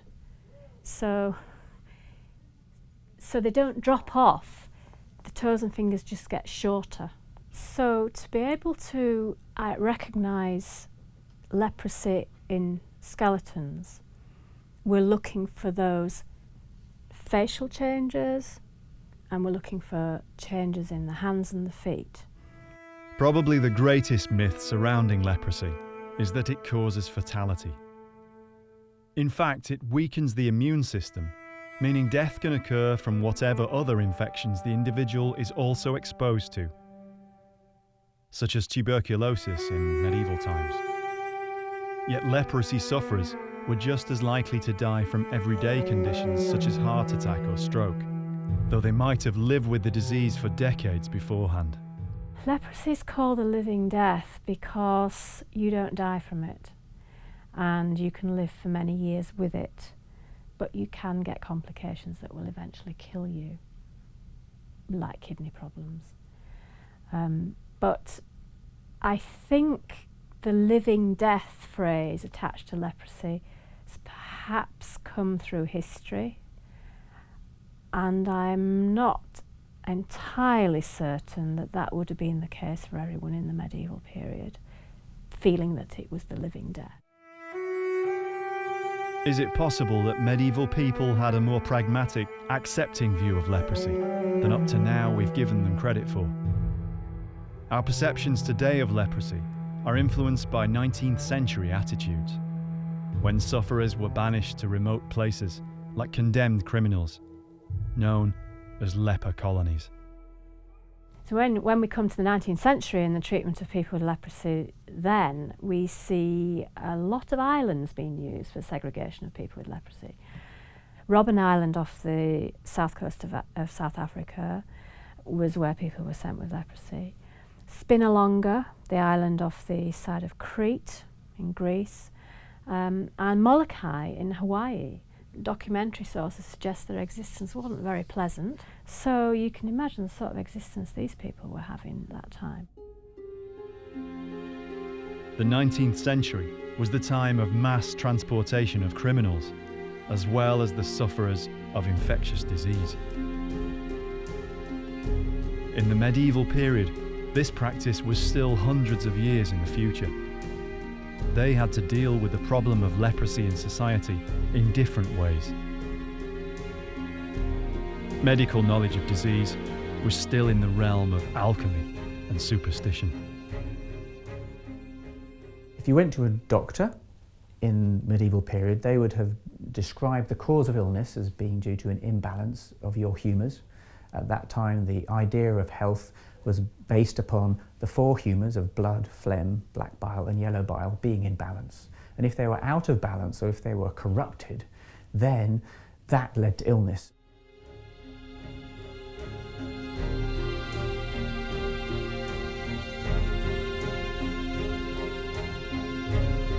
Piers Mitchell is a consultant doctor and bioarchaeologist. He's studied the principles on which medieval medicine was taught and administered. Now, among the higher clergy, we have this concept that sin may be a cause of illness. In the 13th century, for example, the Fourth Lateran Council specifically states that before a doctor should treat a sick patient, they should have abolition of their sins, because certain diseases will not get better, regardless of how good a doctor is, unless God forgives the sins that caused it. Most people who fell ill in the medieval period would just be looked after by their family until they got better or died.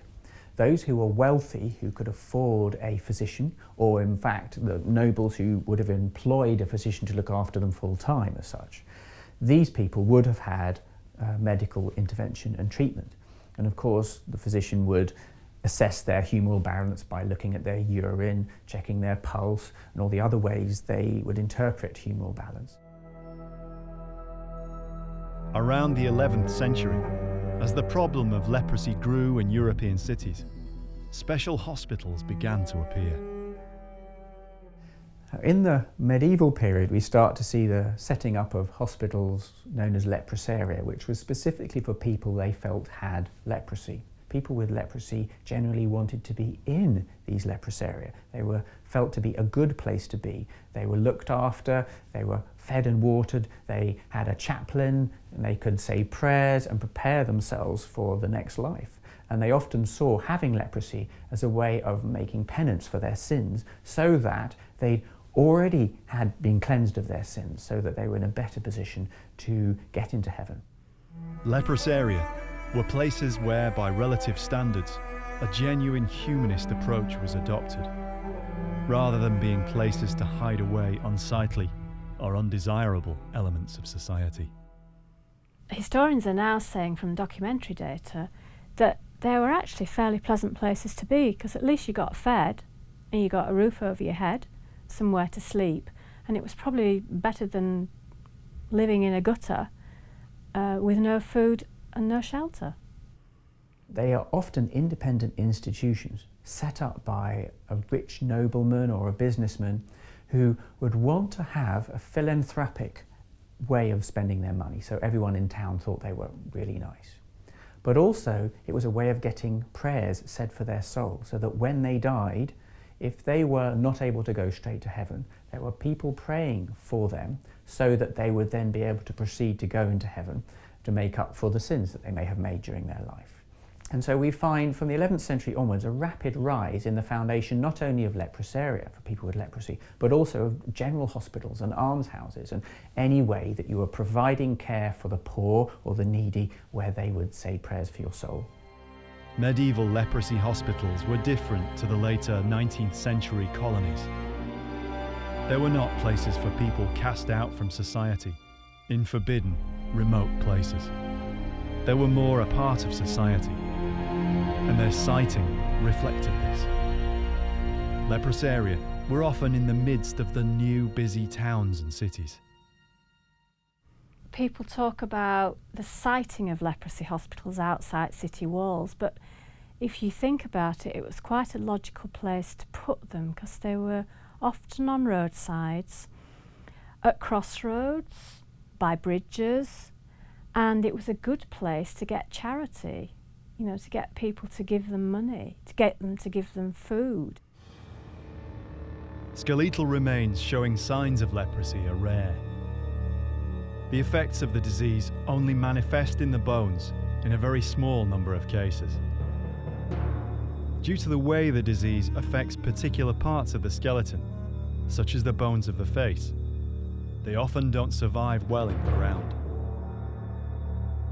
In 2007, a skeleton was found following development work in Dixon Lane, York, in the Walmgate area within the medieval walls. The York Archaeological Trust excavated the site, believed to be the cemetery associated with the lost church of St. Stephen's. Osteoarchaeologist Malin Holst was asked to carry out a full analysis of the skeleton and to confirm that the individual had suffered from leprosy. This skeleton here is from the medieval period, probably the high medieval period, so the 12th to 15th century, and she was found together with 116 other skeletons in the centre of York, not too far from Clifford's Tower. And it's a female skeleton. You can tell by this area here of the pelvis, which is very wide. And she was quite old, well, for medieval standards. She was at least 46 years old, but probably older. But unfortunately, because the aging of the skeleton relies on the deterioration of the joints, we can't age skeletons beyond the age of 46. So she could have been 93 years old or 47. So we can't tell. So the interesting thing with this skull, we've got some lesions that are associated with leprosy. So the area here of the nose is more eroded, or is eroded, which normally wouldn't be the case. And that's typical of the so-called rhinomaxillary syndrome in skeletons of individuals with leprosy. She also has lesions in the fingers that could be associated with leprosy. You can see here, this is the first digit of the finger, this part here, and this bit is the middle digit here, so it's this digit there.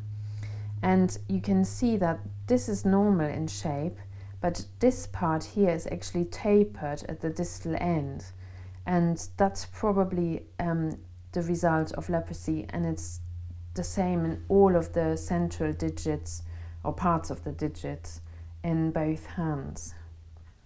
I think from looking at the skeleton, you can certainly say that she was cared for because she lived to a good age. She probably had the leprosy infection for some time. And normally leprosy infection occurs during childhood or young adulthood. So the fact that she's at least 46 years old means that she's lived for some time with this infection.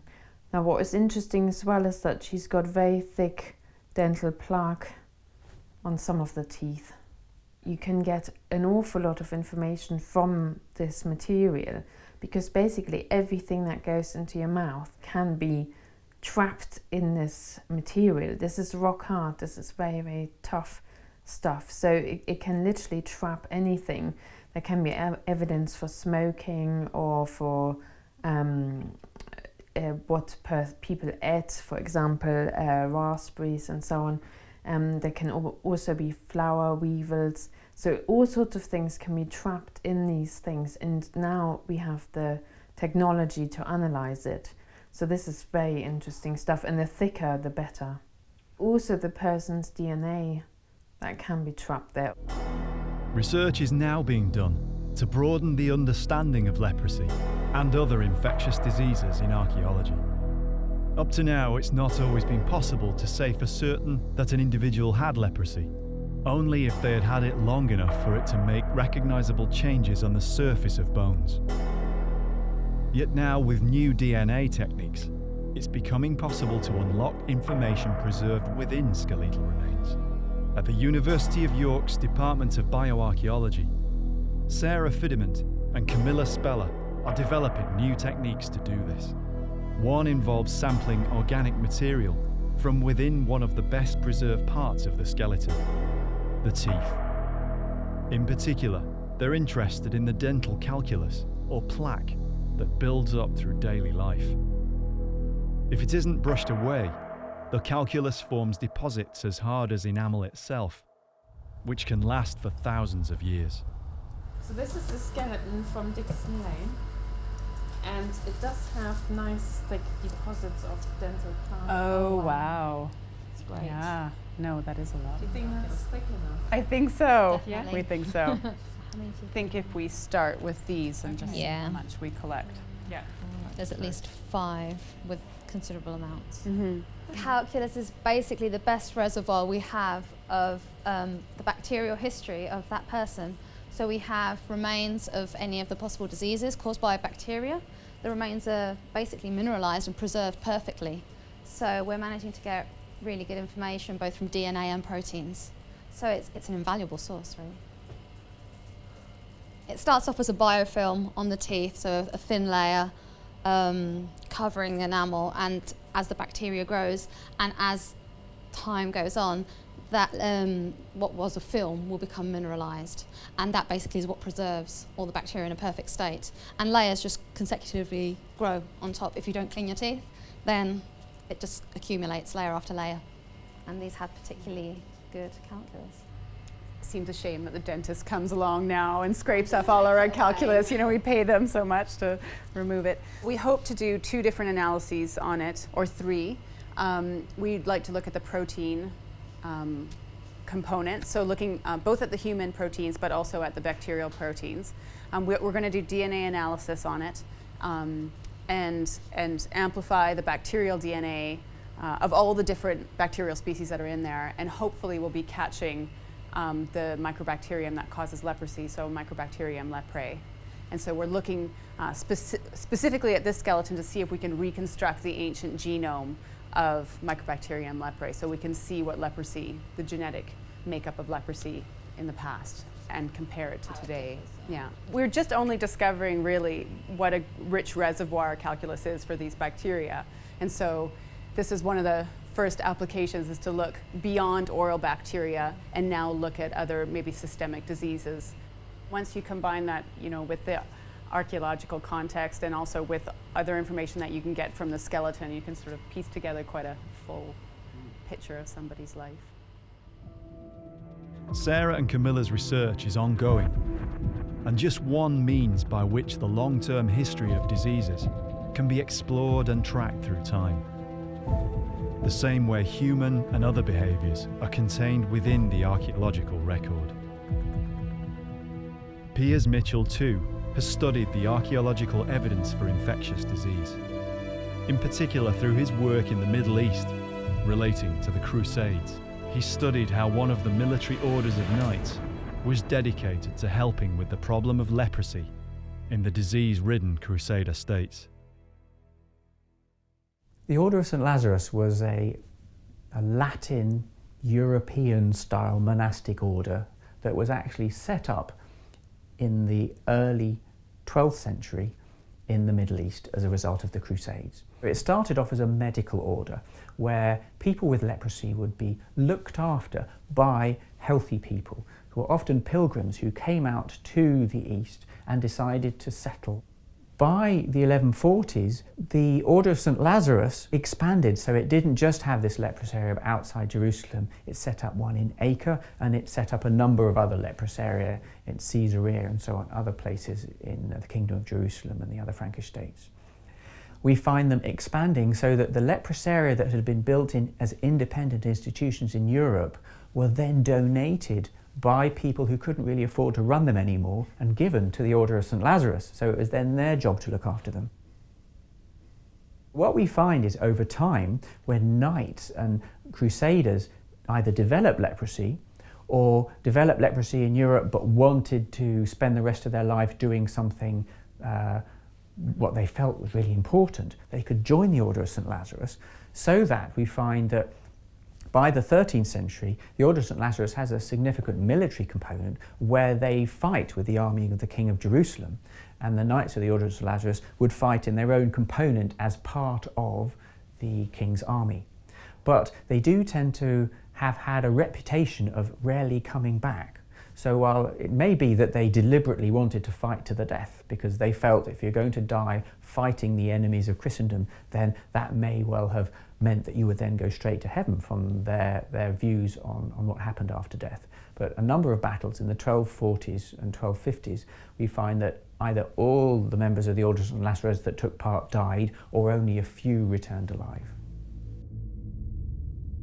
Within decades, the Order's influence extended from the Holy Land in the East to England. In England, there were about perhaps 320 leprous area built altogether during the medieval period, and only 8 of them were part of the Order of St. Lazarus. So you can see how the majority of leprous area were still independent institutions paid for and run by towns or by the nobility.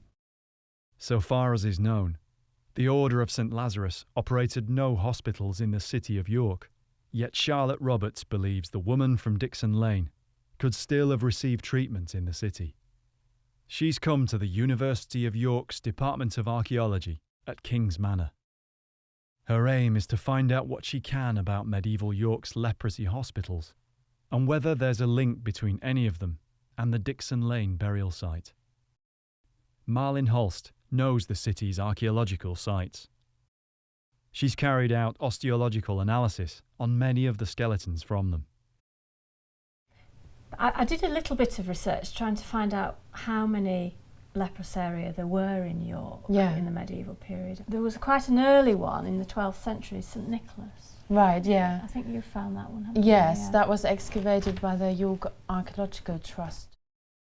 The records that remain seem to indicate that the city's leprous area were places where people in need, who did not necessarily have leprosy, could also receive shelter. I noticed in the documentary evidence for this hospital that both people with leprosy and also the poor were admitted to this hospital. Oh, right. Yeah. So it was a big mix. The Dixon Lane skeleton was part of the St. Stephen's Cemetery skeletal assemblage, which was excavated here in this area, which was right next to the King's Fish Pool here. And I think that was excavated together with 113 other skeletons, again, none of which had leprosy. So is that common then, that they have a marginal position? Well, it's been suggested that they had a marginal position, but my research also suggests that generally skeletons with leprosy from archaeological sites, and this is all over the world that I've located, are usually not in leprous area, and if they are in just normal parish cemeteries, they're not marginalised. Oh, right. They're within, well, with everyone else. Yeah. So they're not made special. She was just right amongst all the other skeletons, yeah. If the skeleton was buried in a marginal position, this could indicate an association with leprosy, that the burial was deliberately placed away from other graves. The next step is to try and locate the church where the Dixon Lane woman might have been a parishioner. But the area has changed dramatically with modern development. Looking at the medieval layout of that area might offer up clues. Helen Goodchild helps Charlotte try to zero in on the archaeology around Dixon Lane, where the lost church of St Stephen's is thought to have once stood. Is there any evidence on early maps, perhaps, of this St Stephen's church? So in what period are we talking about? We're talking exactly? about 13th 12th, century. 13th, 14th century. Let's say, well, the earliest map that we do have for York, or that actually shows any kind of real detail for the city itself, is the John Speed map, which is actually much later, but it's about 1610. So this is just the modern Ordnance Survey map to its correct geographic coordinates. So if I turn that on here and switch off the Ordnance Survey map, so Clifford's Tower is here. So in the whole castle precinct is here. And so just to the east of that is what is probably the area of Dixon Lane. The map doesn't show a connection with St Stephen's, but there are several other churches within a very close area, several of which have connections with leprosy. St Mary's, St Margaret's, St Denis and St George's, all very, very near to each other. There's a number of saints actually associated with leprosy and the foundation of leprosaria. George is one of them, but also Giles, Mary Magdalene. There's probably a dozen saints associated with leprosy. Yeah, it is interesting that St George's Church is actually located very close to where we think St Stephen's was and where this lady with leprosy was buried. But what that tells us. Disease was almost impossible to avoid for everyday people in the Middle Ages. So much so that this influenced attitudes towards life and death. Now, infectious diseases in the medieval period were clearly feared. We hear of people that ran away from epidemics, so we know that they wanted to live. They didn't all want to die. But we do also know that attitudes to disease in the medieval period were fairly tolerant of death. They understood that death happened. They didn't all expect to live to a ripe old age. Until relatively recent times, the last 100 or 2 years, your life expectancy was low. So around earlier populations, medieval and prehistoric and so on, they were seeing people dead and gone, their parents, by 30, 40 years of age. And that we can't understand nowadays. We can't really get a feel for that. That life was short for them all. They didn't see many old folk around. Old in the sense of, 80, 90, 100 years of age. A few would, make it, but very few. I think we don't realise how much people of those days were, accepted. Life was short and tough. If you got a serious condition, you accepted death was going to be with you soon. The church encouraged a fatalistic, yet essentially positive view as to how to live life, knowing that death was never very far away. The teachings from the church told them that if they did die, so long as they had confessed their sins and lived a good life, it didn't matter that they were going to die because they were going to go to heaven. And in that context, the fear of death was something that we would expect would be very different in the medieval period and much less of a problem than we might expect to find in modern people who may not follow a particular religion and who often fear death as a result because they think the end of their life is the end of everything for them. On the streets of York, Charlotte finds the spot in Dixon Lane where the woman lay buried for more than 700 years.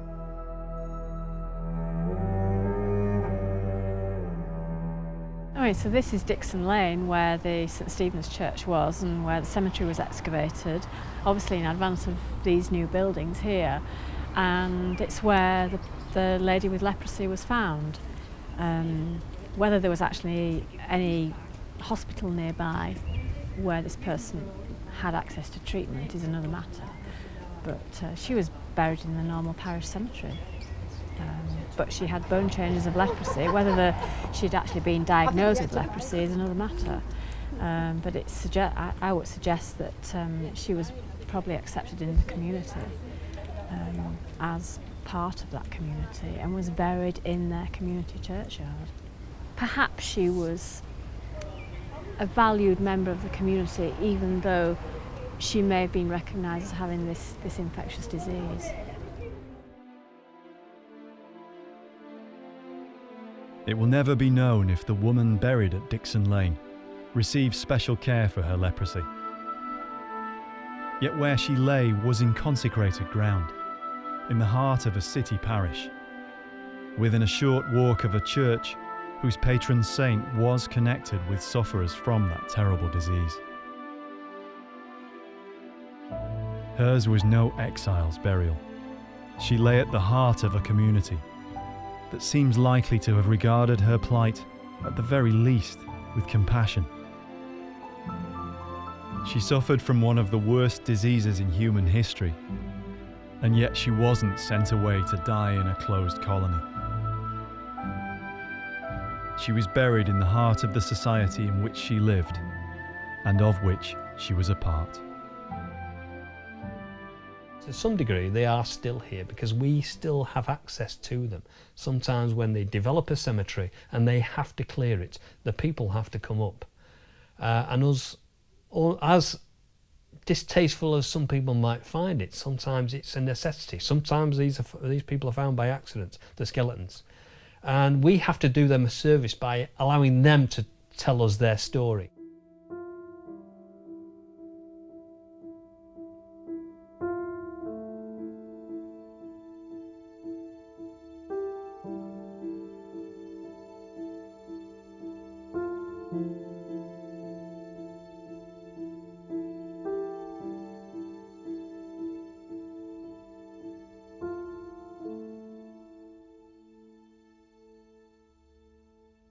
And so finding the evidence of these people brings it all back to life. It brings the evidence back straight towards us and it becomes unavoidable. So therefore we've got the buildings, we've got the people, we've got everything. And this is the medieval world. And it's a privilege to be able to study it.